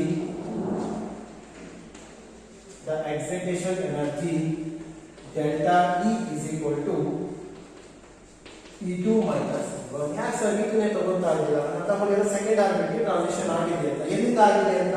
first ಇಂದ. ಅವು ಸೆವೆಂತ್ ಆರ್ಬಿಟ್ ಗೆ ಟ್ರಾನ್ಸಿಷನ್ ಆಗಿದೆ ಅಂದ್ರೆ ನೀವು n7 ತಗೊಳ್ತೀರಾ. ಈಗ E7 minus E1. E7 n7 ಅಂದ್ರೆ ಏನು sir? Find out ಮಾಡೋದಕ್ಕೆ ಗೊತ್ತಿದೆ, ಫೈಂಡ್ ಔಟ್ ಮಾಡ್ತೀವಿ. ಅಂದ್ರೆ ಜನರಲಿ ಒಂದು ಎಕ್ಸಾಂಪಲ್ ಅಷ್ಟೇ ಇದು. ಮೈನಸ್ ನೋಡ್ಕೊಳ್ಳಿ. Next delta E is equal to, ನೀವೇ ಹೇಳಿ ನೋಡೋಣ, what is the value of E2 ಗೊತ್ತಿದೆ ನೋಡ್ಕೊಳ್ಳಿ. ನೀವು ಎನರ್ಜಿ ಹೈಡ್ರೋಜನ್ ಆಟಮ್ ಅಲ್ಲಿ ಹೇಳ್ತೀನಿ ನಾನು. -3.4 minus of minus 13.6 electron volt. Finally simplify ಮಾಡಿ ಪ್ಲಸ್ ಆಗುತ್ತೆ. therefore 10.2 plus 10.2 electron volt. Already ಹೇಳಿದ್ದೀನಿ ನಾನು, 10.2 electron volt ಅಷ್ಟು ಎನರ್ಜಿ ಕೊಟ್ಟರೆ ಮಾತ್ರನೇ ಎಲೆಕ್ಟ್ರಾನ್ ಫಸ್ಟ್ ಇಂದ ಸೆಕೆಂಡ್ ಹೋಗುತ್ತೆ. ಅದಕ್ಕಿಂತ ಕಡಿಮೆ ಕೊಟ್ಟರೆ ಟ್ರಾನ್ಸಿಷನ್ ಆಗಲ್ಲ, ಅದಕ್ಕಿಂತ ಜಾಸ್ತಿ ಕೊಟ್ಟರೆ ಅದು ಸೆಕೆಂಡ್ ಆರ್ಬಿಟ್ ಥರ್ಡ್ ಆರ್ಬಿಟ್ ಹೋಗುತ್ತೆ. ಎಷ್ಟು ಅನ್ನೋದನ್ನು ಕ್ಯಾಲ್ಕುಲೇಟ್ ಮತ್ತೆ ಮಾಡಬಹುದು ಈ ತರ ಫಾರ್ಮುಲಾ ಯೂಸ್ ಮಾಡಿ. E3 minus E1 ಮಾಡಿ ನಿಮಗೆ ಥರ್ಡ್ ಆರ್ಬಿಟ್ ಗೆ ಎಲೆಕ್ಟ್ರಾನ್ ಟ್ರಾನ್ಸಿಷನ್ ಮಾಡಬೇಕು ಫಸ್ಟ್ ಆರ್ಬಿಟ್ ಇಂದ ಅಂದ್ರೆ ಎಷ್ಟು ಎನರ್ಜಿ ಕೊಡಬೇಕು ಅಂತ ಗೊತ್ತಾಗುತ್ತೆ. ಇದು ಒಂದು ಮೆಥಡ್ ಅಷ್ಟೇ. ಕ್ಲಿಯರ್ ಆಯ್ತಲ್ವಾ? Ground state, excited state, excitation energy. Next ಇನ್ನೊಂದು ಕಾನ್ಸೆಪ್ಟ್ ಬರ್ತೀವಿ, ಅದಾಗ್ಬಿಟ್ಟು ನಿಮ್ಗೆ ಕಂಪ್ಲೀಟ್ ಆಗುತ್ತೆ. Write down. ಕ್ಲಿಯರ್ ಆಯ್ತಲ್ವಾ? ನೋಟ್ ಅಲ್ಲೇ ಇನ್ನು ನೋಟ್ ಕಂಪ್ಲೀಟ್ ಆಗಿಲ್ಲ, ನೋಟ್ ಅಲ್ಲಿ ಬರ್ಕೊಳ್ಳಿ. Next point, excitation potential.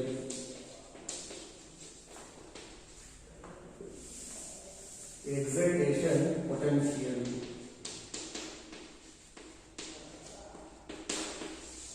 ಪ್ರತಿಯೊಂದು ವರ್ಡ್ ಕಾನ್ಸಂಟ್ರೇಟ್ ಮಾಡಬೇಕು. ಆಗ ಮಾತ್ರ ಏನ್ ಹೇಳ್ತಿದ್ರು ಅದನ್ನ ಅರ್ಥ ಮಾಡ್ಕೋಬಹುದು. ಎಕ್ಸೈಟೇಷನ್ ಪೊಟೆನ್ಷಿಯಲ್ ಅಂತ ಏನು ಅಂತ ಫಸ್ಟ್ ಹೇಳ್ತೀನಿ ನೋಡಿ. Excitation potential is the potential difference required. ಒಂದು ಎಕ್ಸಾಂಪಲ್ ಕೊಟ್ಟು ಹೇಳ್ತೀನಿ ಡೆಫಿನೇಷನ್ ಇಂದ. ನೀವು ಇಲ್ಲಿರೋ ಎಲೆಕ್ಟ್ರಾನ್ ಇಲ್ಲಿಗೆ ಟ್ರಾನ್ಸಿಷನ್ ಮಾಡಬೇಕಂದ್ರೆ ಎನರ್ಜಿ ಕೊಟ್ರಿ, ಅದನ್ನ ಏನಂತ ತಗೊಂಡ್ರಿ? ಎಕ್ಸೈಟೇಷನ್ ಎನರ್ಜಿ ಅಂತ. ಅದೇ ತರ ಇಲ್ಲಿರೋ ಎಲೆಕ್ಟ್ರಾನ್ ಅದರ ಇನ್ನೊಂದು ಆರ್ಬಿಟ್ ಹೈಯರ್ ಆರ್ಬಿಟ್ ಗೆ ಟ್ರಾನ್ಸಿಷನ್ ಮಾಡಬೇಕು ಅಂದ್ರೆ ಅಲ್ಲಿ ಪೊಟೆನ್ಷಿಯಲ್ ಡಿಫರೆನ್ಸ್ ಮೇಂಟೈನ್ ಮಾಡಬೇಕು, ಅದು ಟ್ರಾನ್ಸಿಷನ್ ಆಗುತ್ತೆ. ಎಷ್ಟು ಅನ್ನೋದು ನಾವು ಕ್ಯಾಲ್ಕುಲೇಟ್ ಮಾಡೋಣ. ಹೆಂಗೆ ನೀವು 10.2 ಎಲೆಕ್ಟ್ರಾನ್ ವೋಲ್ಟ್ ಎನರ್ಜಿ ಕೊಟ್ರೆ ಏನಾಯ್ತು? ಫಸ್ಟ್ ಆರ್ಬಿಟ್ ಅಲ್ಲಿ ಎಲೆಕ್ಟ್ರಾನ್ ಸೆಕೆಂಡ್ ಆರ್ಬಿಟ್ ಗೆ ಎಕ್ಸೈಟ್ ಆಗಿ ಜಂಪ್ ಆಯ್ತು. ಸಿಮಿಲರ್ಲಿ ನೀವು ಎಷ್ಟೋ ಪೊಟೆನ್ಷಿಯಲ್ ಡಿಫರೆನ್ಸ್, ಎಷ್ಟೋ ವೋಲ್ಟ್, ಎಕ್ಸಾಂಪಲ್ ಸುಮ್ಮನೆ ಕೊಡ್ತೀನಿ, 10.2 ಎಲೆಕ್ಟ್ರಾನ್ ವೋಲ್ಟ್ ಎಲ್ಲ ವೋಲ್ಟ್ ಹೇಳ್ತಾ ಇದ್ದೀನಿ, ಪೊಟೆನ್ಷಿಯಲ್ ಹೇಳ್ತಾ ಇದ್ದೀನಿ. ಪೊಟೆನ್ಷಿಯಲ್ ಡಿಫರೆನ್ಸ್ ಎಷ್ಟು ಮೇಂಟೈನ್ ಮಾಡ್ತಾ ಇದ್ದೀನಿ ನಾನು? 10.2 ಎಲೆಕ್ಟ್ರಾನ್ ವೋಲ್ಟ್ 10.2 ವೋಲ್ಟ್ ಅಷ್ಟು ಮೇಂಟೈನ್ ಮಾಡ್ತೀನಿ.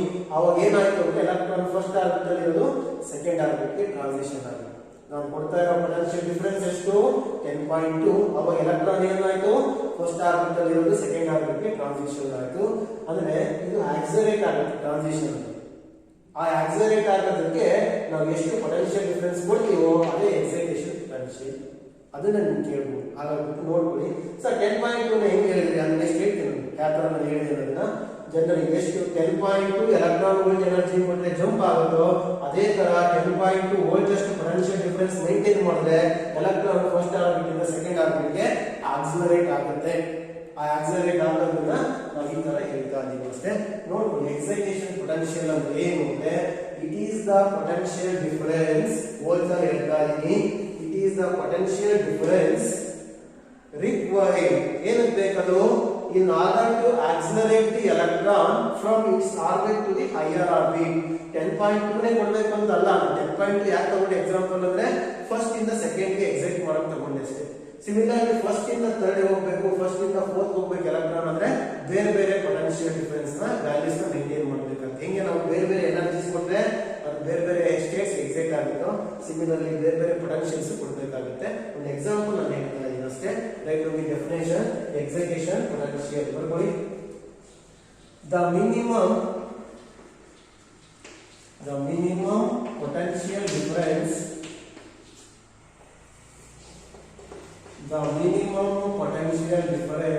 required potential difference necessity ಇದೆ ನಮಗೆ. ಏನು necessity ಬೇಕಾಗುತ್ತೆ ಅಂದ್ರೆ minimum potential difference required to accelerate the electron. ಎಲ್ಲಿಂದ ಎಲ್ಲಿಗೆ ಎಲೆಕ್ಟ್ರಾನ್ ಆಕ್ಸಿಲರೇಟ್ ಆಗುತ್ತೆ, ಎಲ್ಲಿಂದ ಎಲ್ಲಿ ಜಂಪ್ ಆಗುತ್ತೋ ಅದರ ಆರ್ಬಿಟ್ ಇಂದ ಹೈಯರ್ ಆರ್ಬಿಟ್ ಗೆ. ಅದೇ ತರ ನಾವು ಡಿಸ್ಕಸ್ ಮಾಡ್ತಿರೋ ಪ್ರೋಸೆಸ್ ಯಾವುದು ಎಕ್ಸೈಟೇಷನ್. ಅದೇ ಡೆಫಿನಿಷನ್ ಕಂಟಿನ್ಯೂ ಆಗುತ್ತೆ. Accelerate the electron from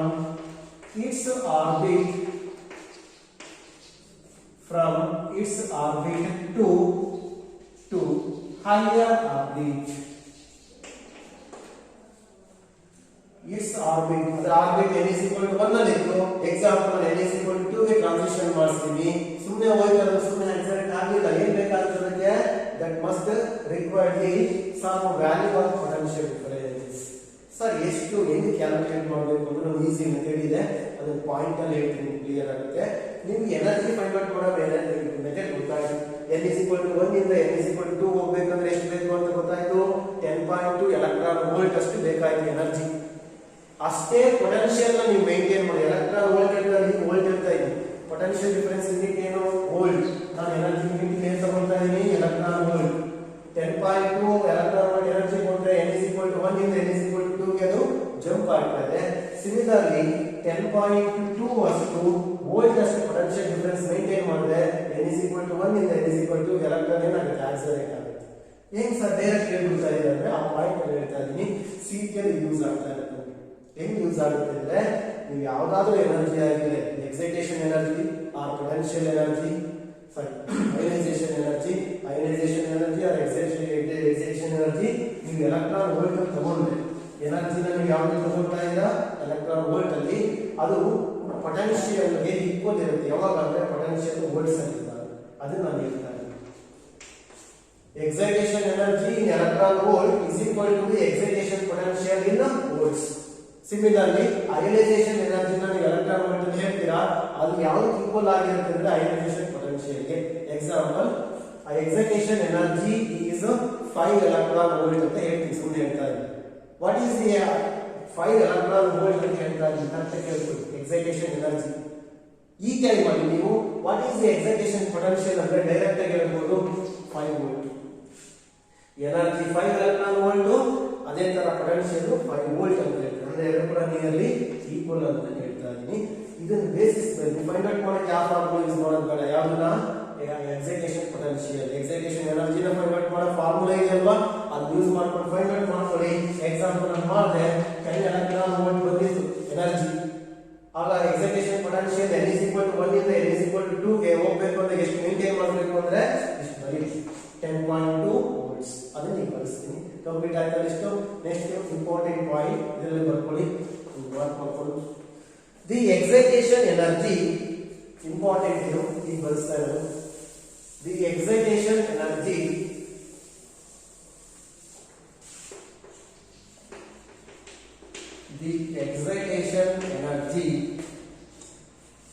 in ಯಾರು ತಗೊಳ್ತಾ ಇದ್ದೀರಿ unit electron volt is equal to symbolic ಬರ್ತೀವಿ ಸಾಕು. Is equal to excitation potential. ಅಂದ್ರೆ ನೀವು ಎಕ್ಸೈಟೇಷನ್ ಪೊಟೆನ್ಶಿಯಲ್ ಮತ್ತೆ ಕನ್ವರ್ಟ್ ಮಾಡೋದು ಬೇಡ. ಎಕ್ಸೈಟೇಷನ್ ಎನರ್ಜಿ ಸಿಕ್ಕಿರುತ್ತಲ್ಲ ನಿಮಗೆ ಎಲೆಕ್ಟ್ರಾನ್ ವೋಲ್ಟ್ ಅಲ್ಲಿ, ಅಷ್ಟೇ ವ್ಯಾಲ್ಯೂ ವೋಲ್ಟ್ ಅಲ್ಲಿ ಎಕ್ಸ್ಪ್ರೆಸ್ ಮಾಡಿದ್ರೆ ಪೊಟೆನ್ಶಿಯಲ್ ಆಗುತ್ತೆ. Excitation potential in volt. Example ಒಂದು ತಗೊಳ್ಳಿ, ಸುಮ್ಮನೆ ಹೇಳ್ತಾರೆ ನಮ್ಮ ಹತ್ರ ಯಾವುದೋ ಒಂದು ವ್ಯಾಲ್ಯೂ ಇದೆ, 10.2 ಎಲೆಕ್ಟ್ರಾನ್ ವೋಲ್ಟ್ ಅನ್ನೋ ಎನರ್ಜಿ ಇದೆ, ಅದು ಪೊಟೆನ್ಶಿಯಲ್ ಕನ್ವರ್ಟ್ ಮಾಡಿದ್ರೆ ನೀವು ಇಷ್ಟೇ ವ್ಯಾಲ್ಯೂ ಬರೀಬೇಕು, ಮತ್ತೆ ಇನ್ನೇನಿಲ್ಲ. 10.2 ಅಂತ ನಿಮ್ಗೆ ಕ್ಲಿಯರ್ ಆಗುತ್ತೆ. ಯಾಕಂದ್ರೆ first orbit second orbit electron transition ಆಗಬೇಕು ಅಂದ್ರೆ 10.2 ಎಲೆಕ್ಟ್ರಾನ್ ವೋಲ್ಟ್ ಎನರ್ಜಿ ಬೇಕು. ಅಷ್ಟೇ ಪೊಟೆನ್ಶಿಯಲ್ ಡಿಫರೆನ್ಸ್ ನ ಮೇಂಟೈನ್ ಮಾಡಿದ್ರೆ first orbit second orbit electron accelerate ಆಗುತ್ತೆ. ಅದೇ ಥರ್ಡ್ ಆರ್ಬಿಟ್ ಆಗಬೇಕಂದ್ರೆ ಇದರ ವ್ಯಾಲ್ಯೂ ಚೇಂಜ್ ಆಗುತ್ತೆ. ಇದರ ವ್ಯಾಲ್ಯೂ ಚೇಂಜ್ ಆದ್ರೆ ಎಕ್ಸಾಂಪಲ್ ಇದು 11.5 ಆಯ್ತು ಅಂತ ಅನ್ಕೊಳ್ಳಿ, ಎಲೆಕ್ಟ್ರಾನ್ ವೋಲ್ಟ್ ಎನರ್ಜಿ ಬೇಕು, ಪೊಟೆನ್ಶಿಯಲ್ ಎಷ್ಟು ಬೇಕಾಗುತ್ತೆ 11.5. ಇದು 50 ಆಯ್ತು ಅನ್ಕೊಳ್ಳಿ ಎಲೆಕ್ಟ್ರಾನ್ ವೋಲ್ಟ್, ಇದು 50 ಆಗುತ್ತೆ. ಇದು 1 ಆಯ್ತು ಎಲೆಕ್ಟ್ರಾನ್ ವೋಲ್ಟ್, ಇದು 1 ವೋಲ್ಟ್ ಆಗುತ್ತೆ. ಹಾಗಾಗಿ ಕನ್ವರ್ಟ್ ಮಾಡೋದು ಬೇಕಾಗಿಲ್ಲ, ಇದು ಏನ್ ಬರುತ್ತೋ ಅದು ವ್ಯಾಲ್ಯೂಸ್ ನ ಅಷ್ಟೇ ಬರೀರಿ, ಯೂನಿಟ್ ಮಾತ್ರ ಚೇಂಜ್ ಆಗುತ್ತೆ. Energy unit electron volt, potential unit volt, ಅದೊಂದು ಡಿಫರೆನ್ಸ್ ಗೊತ್ತಿಲ್ಲ. ಅಲ್ಲಿ ಒಂದು ಪ್ರೋಸೆಸ್ ಮುಗಿತು. ಯಾವ ಪ್ರೋಸೆಸ್ ಇದು? ಎಕ್ಸೈಟೇಷನ್. ಏನ್ ಎಕ್ಸೈಟೇಷನ್ ಅಂದ್ರೆ the process of raising the electron from its orbit to the higher orbit. The energy required for raising the electron from its orbit to higher orbit is called excitation energy. The potential difference required to excite or transition or jump the raising the electron from its orbit to the higher orbit is called excitation potential. ಬಹಳ easy definitions, but important ಇಲ್ಲಿ calculation ಮಾಡೋದು ಮತ್ತೆ relation ಹೆಂಗೆ ನೀವು apply ಮಾಡ್ಕೊಂತೀರಾ. ಸಿಟಿಯಲ್ಲಿ ನಿಮ್ಗೆ energy ಗೊತ್ತಿರಲ್ಲ, energy ಬೇಕು ಅಂದ್ರೆ ಪೊಟೆನ್ಶಿಯಲ್ ತಗೊಂಡು ಪೊಟೆನ್ಶಿಯಲ್ ಇಟ್ಕೊಂಡು ಹೇಳ್ತೀವಿ. ಇಲ್ಲ ಎನರ್ಜಿ ಕೊಟ್ಟಿರ್ತಾರೆ, ಪೊಟೆನ್ಶಿಯಲ್ ನ ಎಕ್ಸ್ಪ್ರೆಸ್ ಮಾಡ್ಕೋಬೇಕು. ಇದೊಂದು ಕಾನ್ಸೆಪ್ಟ್ ಗೊತ್ತಿದ್ರೆ ರಿಪೀಟ್ ಮಾಡ್ತಾ ಇರ್ತೀನಿ ಸಿಇಟಿ ಕೂಡ, ಅದಕ್ಕೆ ನೋಟ್ ಬರ್ಸ್ತಾ ಇದ್ದೀನಿ. ನೆಕ್ಸ್ಟ್ ನೋಟ್ ಅಲ್ಲೇ ನೆಕ್ಸ್ಟ್ ಪಾಯಿಂಟ್ ಬರ್ಕೊಳ್ಳಿ. ಎಕ್ಸೈಟೇಷನ್ ಎಲ್ಲ ಮುಗಿತಲ್ಲ, ಇದು ನೆಕ್ಸ್ಟ್ ಪಾಯಿಂಟ್ ಅಯೋನೈಸೇಷನ್. ಇದು ಫಾಸ್ಟ್ ಆಗಿ ಹೇಳ್ತಾ ಹೋಗ್ತೀನಿ, ಇದು ಈಸಿ. ಅಯೋನೈಸೇಷನ್ ಏನಿರ್ಬೋದು? ಅಯೋನೈಸೇಷನ್ ಅಂದ್ರೆ ಈಸಿಯಾಗಿ ಹೇಳ್ತೀನಿ ನೋಡಿ. It is also the process. Ionization is the process of raising the electron from its orbit to the infinite orbit. For example, n is equal to 1 ಇಂದ ಎಲ್ಲಿ ಹೋಗ್ತದೆ electron? n is equal to infinity. ಇಲ್ಲ ನಮ್ಮ ಹತ್ರ ಇರೋ electron 4th orbital ಇದೆ, ಅದು ಕೂಡ ಇನ್ಫಿನಿಟಿ ಹೋಯ್ತು. ಇಲ್ಲ 5th ಆರ್ಬಿಟಲ್ ಇದೆ, ಇನ್ಫಿನಿಟಿ ಹೋಯ್ತು. ಇದನ್ನ ನಾವು ಅಯೋನೈಸೇಷನ್ ಅಂತ ಕರಿತೀವಿ. ಇನ್ನೊಂದು ಈಸಿ ಮೆಥಡ್ ಗೊತ್ತಿಲ್ಲ ನಿಮಗೆ, ನಾನು ಆಲ್ರೆಡಿ ಹೇಳಿದೆ.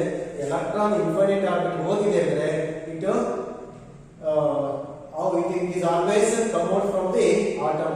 atom ಇಂದ ಹೊರಗಡೆ ಬಂದಿದೆ ಅನ್ನೋದನ್ನ ಇಂಡಿಕೇಟ್ ಮಾಡುತ್ತೆ. ಅದಕ್ಕೆ ಕೆಲವು ಬುಕ್ಸ್ ಅಲ್ಲಿ ಈ ತರ ಹೇಳಿದೆ, removal of electron. What is meant by ionization? The process of removal. ಒಂದು ಆಟಮ್ ಅನ್ಕೊಳ್ಳಿ, ಇದರಿಂದ ಎಲೆಕ್ಟ್ರಾನ್ ತೆಗೆಯೋದನ್ನ ಏನಂತ ಕರಿತೀನಿ ನಾನು? ಅಯೋನೈಸೇಷನ್ ಅಂತ ಕರಿತೀನಿ. ಅದನ್ನ ಡೆಫಿನೇಷನ್ ಪ್ರಕಾರ ಹೇಳಬೇಕಂದ್ರೆ the process of raising the electron from its orbit to the infinite orbit. ಅದು ಹೈಯರ್ ಆರ್ಬಿಟ್ ಅಂತ ಹೇಳೋದ್ರಲ್ಲಿ ಪರ್ಟಿಕ್ಯುಲರ್ಲಿ ಇನ್ಫೈನೈಟ್ ಆರ್ಬಿಟ್ ಹೋದ್ರೆ ಹೊರಗಡೆ ಬಂತು ಅಂದಾಗ, ರಿಮೂವ್ ಆಯಿತು ಅಂದಾಗ ಅಯೋನೈಸೇಷನ್ ಆಗಿದೆ ಅಂತ ಕರೀತೀವಿ. ಇದು ಕೂಡ ಕೆಮಿಸ್ಟ್ರಿ ಗೊತ್ತಿರುತ್ತೆ. ಅಯೋನೈಸೇಷನ್ ಪ್ರೋಸೆಸ್, ಅಯಾನ್ಸ್ ಇದೆಲ್ಲ ಎಕ್ಸ್ಪ್ಲೈನ್ ಮಾಡಿದ್ದಾರೆ. ಜಸ್ಟ್ ಬರ್ಕೋಬಹುದು ನೀವು, ಬರ್ಕೊಳ್ಳಿ. ಅಯೋನೈಸೇಷನ್ ಅಂದ್ರೆ ಏನು? The process of fast writing ಅಲ್ಲಿ the process of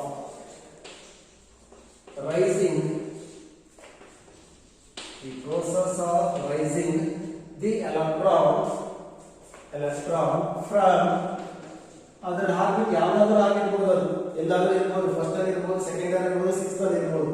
The process of raising the electron from its orbit to, ಅಲ್ಲಿ ಹೈಯರ್ ಆರ್ಬಿಟ್ ಅಂತ ಮಾತ್ರ ಹೇಳಿದ್ವಿ, ಹೈಯರ್ ಆರ್ಬಿಟ್ ಅಂತ ಹೇಳ್ಬಾರ್ದು, ಏನು ಹೇಳ್ಬೇಕು? To infinite orbit. n is equal to infinity ಗೆ ನಾನು ಕಳಿಸ್ತಾ ಇದ್ದೀನಿ. ಬೇಕು ಅಂದ್ರೆ ಬರ್ಕೊಳ್ಳಿ ಹಾಗೆ. ಎಲ್ಲಿರೋ ಎಲೆಕ್ಟ್ರಾನ್ ಎಲ್ಲಿಗೆ ನಾವು ಟ್ರಾನ್ಸಿಷನ್ ಮಾಡ್ತಾ ಇದೀವಿ ಅಂದ್ರೆ the process of raising the electron from its orbit to infinite orbit is called, ಈ ಪ್ರೋಸೆಸ್ ಏನಂತ ಹೇಳ್ತಾ ಇದೀವಿ ನಾವು? is called ionization. ಎಷ್ಟು ಈಸಿ ಇದೆ ಡಿಫರೆನ್ಸ್.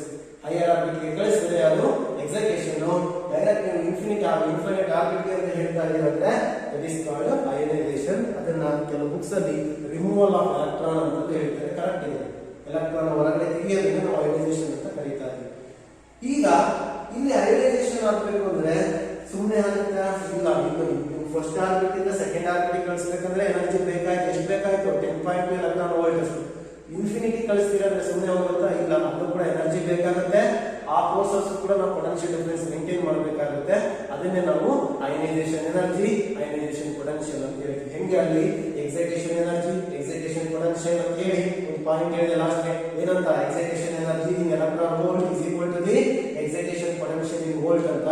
ಅದೇ ತರ ಇದು ionisation energy volt electron volt ಅಲ್ಲಿ ಬರುತ್ತಲ್ಲ, ಅಯನೈಸೇಷನ್ ಎನರ್ಜಿ ಎಲೆಕ್ಟ್ರಾನ್ ವೋಲ್ಟ್ ಅಲ್ಲಿ ಬರುತ್ತಲ್ಲ, ಅದು ಅಯನೈಸೇಷನ್ ಪೊಟೆನ್ಶಿಯಲ್ ಗೆ ವೋಲ್ಟ್ ಗೆ ಈಕ್ವಲ್ ಆಗಿರುತ್ತೆ. ಅದನ್ನು ಬರೆಸ್ತಾ ಹೋಗ್ತಾ ಇದ್ದೀನಿ. Next point, ionisation energy. Easy, ನೀವೇ ಹೇಳ್ಬಿಡ್ತೀರಾ. ಫೈಂಡ್ ಔಟ್ ಮಾಡೋ ಮೆಥಡ್ ಕೂಡ ಹೇಳ್ತೀನಿ, ನಮಗೆ ಬೇಕಾಗುತ್ತೆ ನಮಗೆ. What is meant by ionisation energy ಏನು ಹೇಳ್ತೀರಾ? ಬರ್ಕೊಳ್ಳಿ. The energy required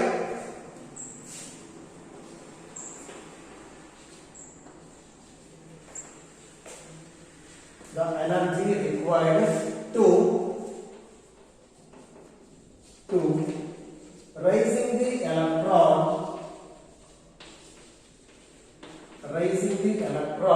from ಏನು ಪ್ರೋಸೆಸ್ ಆಗುತ್ತೆ ಅಂತ ಹೇಳ್ಬೇಕು ಅಷ್ಟೇ. ಈ ಪ್ರೋಸೆಸ್ ಎನರ್ಜಿ ಬೇಕು, ಎನರ್ಜಿ ಏನಂತ ಕರೀತಾ ಇದ್ದೀವಿ ನಾವು ಅಯನೈಸೇಷನ್. ಯಾವ ಪ್ರೋಸೆಸ್?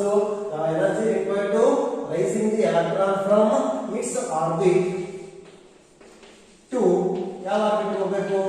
Infinite orbit.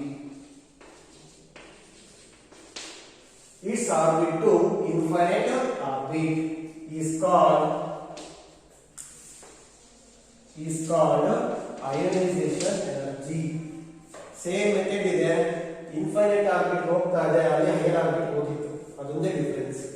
ಅದಕ್ಕೆ ಎನರ್ಜಿ ಎಷ್ಟು ಬೇಕಾಗಿತ್ತು, ಅದನ್ನ ಏನಂತ ಕರೆದ್ವಿ? Ionization energy. ಈ ಅಯನೈಸೇಷನ್ ಪ್ರೋಸೆಸ್ ಆಗಿ ಏನು ಎನರ್ಜಿ ಬೇಕು? ಅದು ionization energy is called ionization energy. Find out ಮಾಡೋ ಮೆಥಡ್ ಹೇಳ್ತೀನಿ. ಫೈಂಡ್ ಔಟ್ ಮಾಡೋ ಮೆಥಡ್ ಅಲ್ಲಿ ನಿಮಗೆ ಪ್ರಾಬ್ಲಮ್ಸ್ ಕೇಳೋ ಚಾನ್ಸಸ್ ಇರುತ್ತೆ. ಪ್ರಾಬ್ಲಮ್ ಪರ್ಪಸ್ ಇಷ್ಟೆಲ್ಲ ಹೇಳ್ತಾ ಇದೆ. ಕ್ಲಿಯರ್ ಆಯ್ತಾ? ನೆಕ್ಸ್ಟ್ ಬನ್ನಿ ಎಕ್ಸಾಂಪಲ್ ಬರ್ಕೊಳ್ಳಿ. ಇನ್ hydrogen atom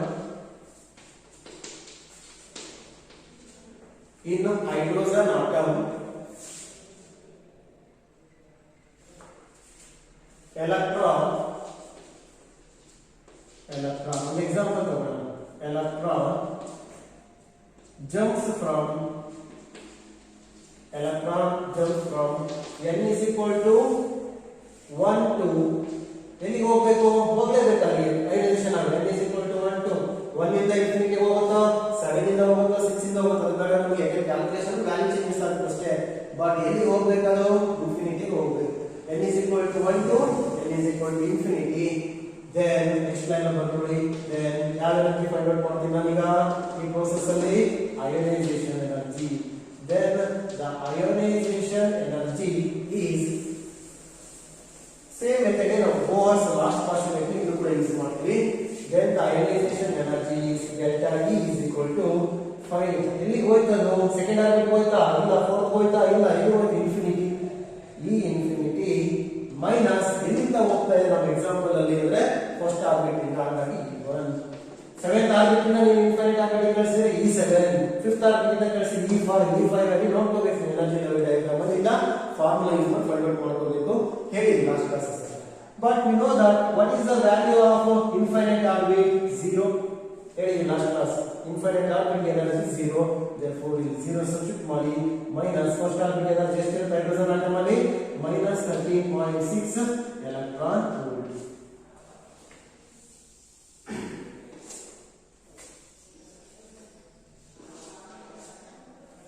therefore minus into minus plus ಇದೆ 13.6 electron volt. ಹೈಡ್ರೋಜನ್ ಆಟಮ್ ಅಲ್ಲಿ ಇರೋ ಎಲೆಕ್ಟ್ರಾನ್ ಗೆ ಅಯನೈಸೇಷನ್ ಎನರ್ಜಿ ಅಂತ ಕೇಳಿದ್ರೆ ನೀವು ಹೇಳಬೇಕಾಗುತ್ತೆ 13.6 ಎಲೆಕ್ಟ್ರಾನ್ ವೋಲ್ಟ್ ಅಂತ. ಅಂದ್ರೆ ಹೈಡ್ರೋಜನ್ ಆಟಮ್ ಅಲ್ಲಿ ಒಂದು ಎಲೆಕ್ಟ್ರಾನ್ ಇರುತ್ತೆ, ಅದು ಯಾವಾಗಲೂ ಎಲ್ಲಿರೋ ಚಾನ್ಸಸ್ ಇರುತ್ತೆ? ಫಸ್ಟ್ ಆರ್ಬಿಟಲ್ ಇರೋ ಎಲೆಕ್ಟ್ರಾನ್ ಅಯನೈಸೇಷನ್ ಆಗಬೇಕು, ಔಟ್ ಆಫ್ ದಿ ಒಂದು ಆಟಮ್ ಅಲ್ಲಿ ಎಲೆಕ್ಟ್ರಾನ್ ಹೊರಗಡೆ ತೆಗಿಬೇಕು ಅಂದ್ರೆ ಎಷ್ಟು ಎನರ್ಜಿ ನಮ್ಗೆ ನೆಸಿಟಿ ಇರುತ್ತೆ ಅಂದ್ರೆ 13.6. ಅದಕ್ಕೋಸ್ಕರ ಇಷ್ಟೆಲ್ಲ ಹೇಳ್ತಾ ಇರೋದು. ಹೈಡ್ರೋಜನ್ ಆಟಮ್ ಇರೋ ಎಲೆಕ್ಟ್ರಾನ್ ನೀವು ಯಾವುದೇ ಆಟಮ್ ಇಂದ ಹೊರಗಡೆ ತೆಗಿಬೇಕು ಅಂದ್ರೆ ನಿಮ್ಗೆ ಎನರ್ಜಿ 13.6 ಎಲೆಕ್ಟ್ರಾನ್ ವೋಲ್ಟ್ ಬೇಕು. ಯಾಕೆ ಇಷ್ಟೇ ಬೇಕು ಅನ್ನೋದನ್ನ ನಾನು ಡೆಫಿನೇಷನ್ ಇಟ್ಕೊಂಡು ಎಕ್ಸ್ಪ್ಲೇನ್ ಮಾಡಿದ್ದೆ ಅಷ್ಟೇ, ಏನಿಲ್ಲ. ಕಂಪ್ಲೀಟ್ ಆಗಿದೆಯೇ ಅಯನೈಸೇಷನ್ ಎನರ್ಜಿ ಕಾನ್ಸೆಪ್ಟ್. ಇನ್ನೊಂದು ಪಾಯಿಂಟ್ ಬರ್ಕೋಬೇಕು, ಯಾವುದು ಅಯನೈಸೇಷನ್ ಪೊಟೆನ್ಶಿಯಲ್. ಏನು ಅಯನೈಸೇಷನ್ ಪೊಟೆನ್ಶಿಯಲ್ ಅಂದ್ರೆ ಹೇಳಿ, ಯಾವಾಗ ಹೇಳಿದ್ರೆ first orbit electron infinite orbit ಹೋಗ್ಬೇಕು ಅಂದ್ರೆ ಅದನ್ನ ಆಕ್ಸಲರೇಟ್ ಆಗಬೇಕು ಅಂದ್ರೆ ಪೊಟೆನ್ಶಿಯಲ್ ಡಿಫರೆನ್ಸ್ ನ ನೆಸೆಸಿಟಿ ಇದೆ. ಅದನ್ನ ನಾವು ವೋಲ್ಟ್ಸ್ ಅಲ್ಲಿ ಎಕ್ಸ್ಪ್ರೆಸ್ ಮಾಡ್ತೀವಿ. ಅರ್ಥ ಆಯ್ತಲ್ಲ? ಎಷ್ಟು ವೋಲ್ಟ್ಸ್ ಅಂತ ನೀವು ಫೈಂಡ್ ಔಟ್ ಮಾಡೋದಕ್ಕೆ ಒಂದು ರಿಲೇಷನ್ ಯೂಸ್ ಮಾಡುತ್ತೆ. ಅವಾಗ ಹೇಳಿದ್ರಲ್ವಾ, ಎಕ್ಸಾಂಪಲ್ ಫಸ್ಟ್ ಆರ್ಬಿಟ್ ಅಲ್ಲಿರೋ ಎಲೆಕ್ಟ್ರಾನ್ ಇನ್ಫೈನೈಟ್ ಆರ್ಬಿಟ್ ಗೆ ಹೋಗೋದಕ್ಕೆ ಎಷ್ಟು ಎನರ್ಜಿ ಬೇಕಾಗಿತ್ತು? 13.6 ಎಲೆಕ್ಟ್ರಾನ್ ವೋಲ್ಟ್ ಬೇಕು. ಅದೇ ತರ ಫಸ್ಟ್ ಆರ್ಬಿಟ್ ಅಲ್ಲಿ ಎಲೆಕ್ಟ್ರಾನ್ ಇನ್ಫೈನೈಟ್ ಆರ್ಬಿಟ್ ಗೆ ಆಕ್ಸಲರೇಟ್ ಆಗಬೇಕು ಅಂದ್ರೆ ಎಷ್ಟು ಪೊಟೆನ್ಶಿಯಲ್ ಕೊಡಬೇಕು ಅಂದ್ರೆ ಏನ್ ಮಾಡ್ತೀರಾ? 13.6 ವೋಲ್ಟ್ಸ್ ಅಂತ ಹೇಳ್ತೀರಾ. 13.6 ವೋಲ್ಟ್ಸ್ ಎನರ್ಜಿ ಎಲೆಕ್ಟ್ರಾನ್ ವೋಲ್ಟ್ ಅಲ್ಲಿ ಇರುತ್ತೆ, ಪೊಟೆನ್ಶಿಯಲ್ ವೋಲ್ಟ್ ಅಲ್ಲಿ ಇರುತ್ತೆ. ಯಾವ ಎನರ್ಜಿ ತಗೊಂಡ್ರೆ ಹಿಂಗೆ ಇದೆ. ಅಯನೈಸೇಷನ್ ಎನರ್ಜಿ ಹೇಳ್ಬೇಕಾದ್ರೆ ಹಂಗೆ ಹೇಳಿದೆ ನಾನು, ಎಕ್ಸೈಟೇಷನ್ ಎನರ್ಜಿ ಹೇಳ್ಬೇಕಂದ್ರೆ ಹಿಂಗೆ ತರ ನಾವು ಕಂಪೇರ್ ಮಾಡ್ತಾ ಹೋಗ್ತಾ ಇರ್ತೀವಿ. ನೆಕ್ಸ್ಟ್ ಪಾಯಿಂಟ್ ನೋಡಲ್ಲ, ನೆಕ್ಸ್ಟ್ ಪಾಯಿಂಟ್ ಬರ್ಕೊಳ್ಳಿ. ಎಕ್ಸಾಂಪಲ್ ಅಲ್ಲಿ ಆಗಿದೆ ಅಲ್ವಾ, ಏನ್ ಬರ್ಕೋಬೇಕು? Ionization potential. Ionization potential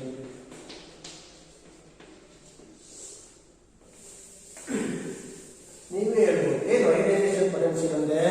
it is the potential difference required. Potential difference required ಏನಕ್ಕೆ ಬೇಕು? To accelerate the electron from its orbit to the infinite orbit. ಹೆಂಗೆ ಅಲ್ಲಿ from its orbit to the higher orbit ಅಂತ ಹೇಳ್ತಿರೋ, ಇಲ್ಲಿ from its orbit to the higher ಅಲ್ಲ, infinite orbit.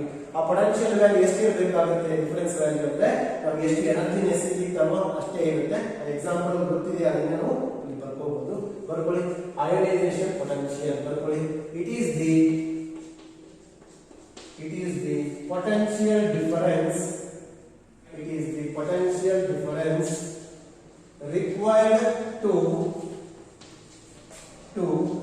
accelerate the electron from its orbit to infinite orbit. Its orbit to infinite orbit.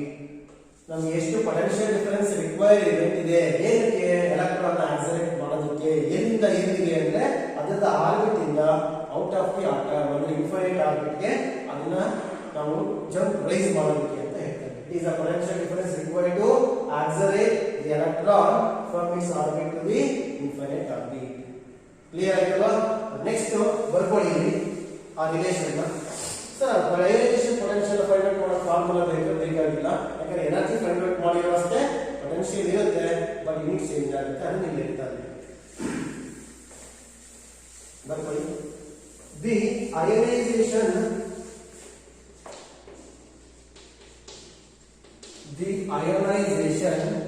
Energy in ಯಾವ unit ಅಲ್ಲಿ ಹೇಳ್ತೀವಿ ಯಾವಾಗಲೂ? Ionisation energy volt ಅಲ್ಲಿ, electron volt ಅಲ್ಲಿ. ಸರಿ, ionisation energy in electron volt. ಅಲ್ಲಿ excitation energy ಹೇಳಿದ್ವಲ್ಲ ಅದೇ ತರನೇ ಈಸ್ ಈಕ್ವಲ್ ಟು 10.2 ಬಂದ್ರೆ ಅಲ್ಲಿ 10.2 ವೋಲ್ಟ್ ಅಲ್ಲಿ ಹೇಳ್ತಾ ಇದ್ವಿ. ಇಲ್ಲಿ 13.6 ಎಲೆಕ್ಟ್ರಾನ್ ವೋಲ್ಟ್ ಬಂದ್ರೆ 13.6 ವೋಲ್ಟ್ ಅಲ್ಲಿ ಹೇಳ್ತೀವಿ. ಯಾವ ವ್ಯಾಲ್ಯೂ ಆಗಿರಲಿ ಯೂನಿಟ್ ಮಾಡಿದ್ರೆ ಚೇಂಜಸ್ ಮಾಡಿದ್ರೆ ನಿಮಗೆ ಗೊತ್ತಾಗುತ್ತೆ ಯಾವ ಕನ್ವರ್ಟ್ ಮಾಡ್ತಾ ಇದ್ದೀವಿ. Ionization energy in electron volt is equal to the ionization potential in ಏನ್ ತಗೋಬೇಕು? Potential unit volt. Example value ಬರೀ ಫಿಕ್ಸ್ ಅಲ್ಲ, ನಾವು ಎಕ್ಸಾಂಪಲ್ ಏನ್ ಫೈಂಡ್ ಔಟ್ ಮಾಡಿ ಅದನ್ನ ಕನ್ವರ್ಟ್ ಮಾಡಿ ಹೇಳ್ತಾ ಇರ್ತೀವಿ ಅಷ್ಟೇ. ಎಕ್ಸಾಂಪಲ್ 13.6 ಎಲೆಕ್ಟ್ರಾನ್ ವೋಲ್ಟ್ ಬಂತು. ಯಾವ ಕೇಸಲ್ಲಿ ಬಂತು? First orbit to infinite orbit ಗೆ ಟ್ರಾನ್ಸಿಷನ್ ಗೆ ಎಷ್ಟು ಎನರ್ಜಿ ಬೇಕು ಅಂತ. ಅವಾಗ ಆಕ್ಸಲರೇಟ್ ಮಾಡಕ್ ಆ ಕೇಸಲ್ಲಿ ಎಷ್ಟು ಪೊಟೆನ್ಶಿಯಲ್ ಬೇಕು ಅಂದ್ರೆ ಏನ್ ಹೇಳ್ತೀರಾ? ಅಷ್ಟೇ ಹೇಳ್ತೀರಾ. ಅದಕ್ಕೆ ಈ ಕಂಡೀಷನ್ ಬೇಕಾಗುತ್ತೆ. 13.6 ಯೂನಿಟ್ ಏನ್ ಬರೀಬೇಕು? ವೋಲ್ಟ್. ವೋಲ್ಟ್ ಬರೆದ್ರೆ ಗೊತ್ತಾಗುತ್ತೆ ಪೊಟೆನ್ಶಿಯಲ್ ಎಕ್ಸ್ಪ್ರೆಸ್ ಮಾಡ್ತಾ ಇದೀನಿ ಅಂತ. ಎಲೆಕ್ಟ್ರಾನ್ ವೋಲ್ಟ್ ಹೇಳ್ಬೇಕಾದ್ರೆ ಗೊತ್ತಾಗುತ್ತೆ ಎನರ್ಜಿನ ಎಕ್ಸ್ಪ್ರೆಸ್ ಮಾಡ್ತಾ ಇದೀನಿ. ನೋಡಿ, ಇಲ್ಲಿಗೆ ಚಾಪ್ಟರ್ ಕಂಪ್ಲೀಟ್ ಆದಂಗೆ ಇನ್ನೊಂದು ಕಾನ್ಸೆಪ್ಟ್ ಇದೆ, ಅದು 5 to 10 minutes ನೆಸೆಸಿಟಿ ಇದೆ. ಅದಕ್ಕೆ ಏನ್ ಸರ್ ಅಂದ್ರೆ ಅದು ಕೇಳಿದೆ, ಯಾವತ್ತೂ ಕೇಳಿಲ್ಲ, ಬಟ್ ಅದು ನೇರ ನೆಸೆಸಿಟಿ ಇದೆ. ಡೀಪ್ ಆಗಿ ಎಕ್ಸ್ಪ್ಲನೇಷನ್ ಯೂಸ್ ಮಾಡಿಕೊಂಡು ನಾವು ಬೋರ್ಸ್ ಕ್ವಾಂಟೈಸೇಷನ್ ರೂಲ್ ಡಿರೈವ್ ಮಾಡ್ತೀವಿ. ಬೋರ್ಸ್ ಕ್ವಾಂಟೈಸೇಷನ್ ರೂಲ್ ನಾವು ರೀಕಾಲ್ ಮಾಡ್ಕೋಬೇಕಾದ್ರೆ ಗೊತ್ತಾಗುತ್ತೆ. the L is equal to mvr, that is orbital angular momentum is equal to the integral, n is the integral multiple of h by 2 pi. ಇದು ಬೋಹಾಸ್ quantization rule derivations ಎಲ್ಲ use ಮಾಡಿದ್ಯಾ, ಇದನ್ನ ನಾವು prove ಮಾಡಬಹುದು. ಯಾವ way prove ಮಾಡ್ತೀವಿ ಅಂದ್ರೆ by using de Broglie hypothesis. ಏನು ಹೇಳುತ್ತೆ de Broglie hypothesis? De Broglie hypothesis explains the dual nature of matter. ಒಂದು ಮಟೀರಿಯಲ್ ಪಾರ್ಟಿಕಲ್ ಗೆ ವೇವ್ ನೇಚರ್ ಕೂಡ ಇರುತ್ತೆ ಅನ್ನೋದನ್ನ ಎಕ್ಸ್ಪ್ಲೈನ್ ಮಾಡುತ್ತೆ. ಅಂದ್ರೆ ವೇವ್ ಅಂಡ್ ಪಾರ್ಟಿಕಲ್ ನೇಚರ್ ಇರುತ್ತೆ, ಮ್ಯಾಟರ್ ಅನ್ನೋದನ್ನ ಎಕ್ಸ್ಪ್ಲೈನ್ ಮಾಡಿದ್ವಿ. ಅದನ್ನು ಟೈಮ್ ರಿಕಾಲ್ ಮಾಡ್ಕೊಂಡು ನೆಕ್ಸ್ಟ್ ಕ್ಲಾಸ್ ಅಲ್ಲಿ ನೀವು ಕ್ಲಾಸ್ ಅಟೆಂಡ್ ಮಾಡೋಕ್ಕಿಂತ ಮುಂಚೆ ಡಿ ಬ್ರಾಗ್ಲೆ ಹೈಪೋಥೆಸಿಸ್ ನೋಡ್ಕೊಂಡ್ರೆ ಅಲ್ಲೊಂದು ಫಾರ್ಮುಲಾ ಬರುತ್ತೆ, ಇಲ್ಲೇ ಹೇಳ್ತೀನಿ ಕ್ಯಾಚ್ ಮಾಡ್ಕೊಳ್ಳಿ. The de Broglie wavelength is h by mv. ನೋಡ್ಕೊಳ್ಳಿ, lambda is equal to h by p. p is nothing but a linear momentum. linear momentum ಅಂದ್ರೆ mv ಅಂತ ಬರ್ಕೊಂತೀರಾ. ಯಾಕೆ ಹೇಳ್ತೀನಿ ನೆಕ್ಸ್ಟ್ ಇಲ್ಲಿ prove ಮಾಡಬೇಕಲ್ವಾ, linear angular momentum is equal to nh by 2 pi ಅಂತ. ಯಾವುದು ಬೋಹಾಸ್ quantization rule. ಇದನ್ನ prove ಮಾಡೋದಕ್ಕೆ ನಾನು ಈ ಸಬ್ ಕಾನ್ಸೆಪ್ಟ್ ಯೂಸ್ ಮಾಡ್ಕೊಂತೀನಿ. ಅಂದ್ರೆ ಕ್ವೆಶ್ಚನ್ ಏನ್ ಕೇಳ್ತಾರೆ ಅಂದ್ರೆ show that mvr is equal to nh by 2 pi by using de Broglie explanation ಅಂತ ಕೇಳ್ತಾರೆ. ನಾನು ಯೂಸ್ ಮಾಡೋದು ಡಿ ಬ್ರಾಗ್ಲೆ ಎಕ್ಸ್ಪ್ಲನೇಷನ್. ಇದನ್ನ ಯೂಸ್ ಮಾಡ್ಕೊಂಡು ಪ್ರೂವ್ ಮಾಡಬಹುದು ಬೋಹಾಸ್ ಕ್ವಾಂಟೈಸೇಷನ್ ರೂಲ್. ಇಲ್ಲ ಇನ್ನೊಂದು ತರ ಹೇಳ್ತಾರೆ, ಏನು de Broglie explanation of Bohr's quantization rule ಅಂತ ಹೇಳಿ ಲಿಂಕ್ ಕೊಡ್ತಾ ಇದ್ದೀನಿ. De Broglie explanation of Bohr's quantization rule. De Broglie explanation ಇಟ್ಕೊಂಡು ಬೋಹಾಸ್ ಕ್ವಾಂಟೈಸೇಷನ್ ರೂಲ್ ನಾವು ಹಿಂಗೆ ಹೇಳ್ಬೋದು ಯಾವ ತರ ಅನ್ನೋದನ್ನ 2 to 3 ಮಾರ್ಕ್ಸ್ ಕೇಳೋ ಚಾನ್ಸ್ ಇರ್ಬೋದು. ಯಾವತ್ತು ಕೇಳಿಲ್ಲ ಅಂತ ನೆಗ್ಲೆಕ್ಟ್ ಮಾಡೋದಲ್ಲ, ಅದರ ಬೆಸಿಕ್ ಕಲಿಯೋದು ಈಸಿ ಇದೆ. ನೀವು ಡಿ ಬ್ರಾಗ್ಲೆ ಹೈಪೋಥೆಸಿಸ್ ಓದಿದ್ದೀರಾ ಅಂದ್ರೆ ನೀವು ಆ ಬೋಹಾಸ್ ಕ್ವಾಂಟೈಸೇಷನ್ ರೂಲ್ ಕೂಡ ಓದ್ಕೊಂಡು ಇವೆರಡನ್ನೂ ಓದ್ಕೊಂಡು ನೆಕ್ಸ್ಟ್ ಕ್ಲಾಸ್ ಅಲ್ಲಿ de Broglie hypothesis and angular momentum concept ಇದೆ, ಬೋಹಾಸ್ ಕ್ವಾಂಟೈಸೇಷನ್ ರೂಲ್ ಅಂತ. ಇವೆರಡಕ್ಕೂ ಲಿಂಕ್ ಸಿಗ್ತೀನಿ. ನಿಮ್ಗೆ ಏನು ಇದನ್ನು ಓದಿದ್ದೀರಾ ಅವೆರಡನ್ನು ಯಾವ ತರ ಲಿಂಕ್ ತಗೋತೀನಿ ಅನ್ನೋದನ್ನ ಎಕ್ಸ್ಪ್ಲೈನ್ ಮಾಡಿ ಬಂದ್ರೆ ಮಾರ್ಕ್ಸ್ ಸಿಗೋದು. ಅದೊಂದು ಕಾನ್ಸೆಪ್ಟ್ ಆದರೆ 100% ಚಾಪ್ಟರ್ ಕಂಪ್ಲೀಟ್ ಆದಂಗೆ ಆ ಟೈಮ್ಸ್. Thank you. ಇಷ್ಟನ್ನ ನೀವು ನಾನು ಹೇಳಿದ್ರೆ ಫಾಲೋ ಮಾಡ್ಕೊಂಡ್ಬನ್ನಿ. ನೆಕ್ಸ್ಟ್ ಕ್ಲಾಸ್ ಒಂದು 10 or 20 ಮಿನಿಟ್ಸ್ ಅಲ್ಲಿ ಮುಗಿಸಿ ನೆಕ್ಸ್ಟ್ ಕಾನ್ಸೆಪ್ಟ್ ಎಕ್ಸ್ಪ್ಲೈನ್ ಮಾಡ್ತಾ ಹೋಗ್ತಾರೆ. ನೆಕ್ಸ್ಟ್ ಚಾಪ್ಟರ್ ನೆಕ್ಸ್ಟ್ ಏನಿರುತ್ತೆ ಅನ್ನೋದು ನಿಮ್ಗೆ ಗೊತ್ತಾಗುತ್ತೆ ನೆಕ್ಸ್ಟ್ ಕ್ಲಾಸಲ್ಲಿ. Thank you. ಚೆನ್ನಾಗಿ ಓದ್ಕೋಬೇಕು, ಹಾರ್ಡ್ ವರ್ಕ್ ಮಾಡಬೇಕು. ಅವಾಗ ಮಾತ್ರ ನೀವು ಇಷ್ಟನ್ನು ಎಕ್ಸಾಮಲ್ಲಿ ಬರೆಯೋ ಚಾನ್ಸಸ್ ಸಿಗುತ್ತೆ. ಹಾರ್ಡ್ ವರ್ಕ್ ಮಾಡೋದಂಗೆ ಶಾರ್ಟ್ ಟೈಮಲ್ಲಿ ನಾವು ಕವರ್ ಮಾಡ್ತೀವಿ ಅಂದರೆ ಆಗೋದಿಲ್ಲ. ಹಾಗಾಗಿ ಹಾರ್ಡ್ ವರ್ಕ್ ಮಾಡಿ ಅನ್ನೋದನ್ನ ಪ್ರತಿಯೊಂದು ಕ್ಲಾಸಲ್ಲೂ ಲಾಸ್ಟ್ ಹೇಳ್ತಾನೆ ಇದೆ ಕಾಮನ್ಗೆ. ಅದನ್ನು ಫಾಲೋ ಮಾಡಿದ್ರೆ ಒಳ್ಳೇದು. ಯಾಕಂದ್ರೆ ಕ್ಲಾಸ್ ಕೇಳಿದ ತಕ್ಷಣ ಮುಗಿಯಲ್ಲ. ಸರ್ ಯಾಕೆ ಲಾಸ್ಟ್ ಹೇಳ್ತಾರೆ ಅಂದರೆ ಅಲ್ಲಿರೋ ನಿಮ್ಮ ಕೆಲಸ, ನಾವು ಹೇಳಿದ ನಮ್ಮ ಕೆಲಸ ಅಲ್ಲ, ನೀವು ಮಾಡೋದ ಕೆಲಸ. ನಿಮ್ದು ಹೇಳಿದ ತಕ್ಷಣ ಮಾಡಲ್ಲ ಅಂತ ಗೊತ್ತು, ಆದರೆ ಮಾಡಿದ್ರೆ ಒಳ್ಳೇದು ಅನ್ನೋದನ್ನು ಹೇಳ್ತಾ ಇರ್ತಾರೆ ಕ್ಲಾಸ್. ಇಷ್ಟು ನೋಡ್ಕೊಳ್ಳಿ.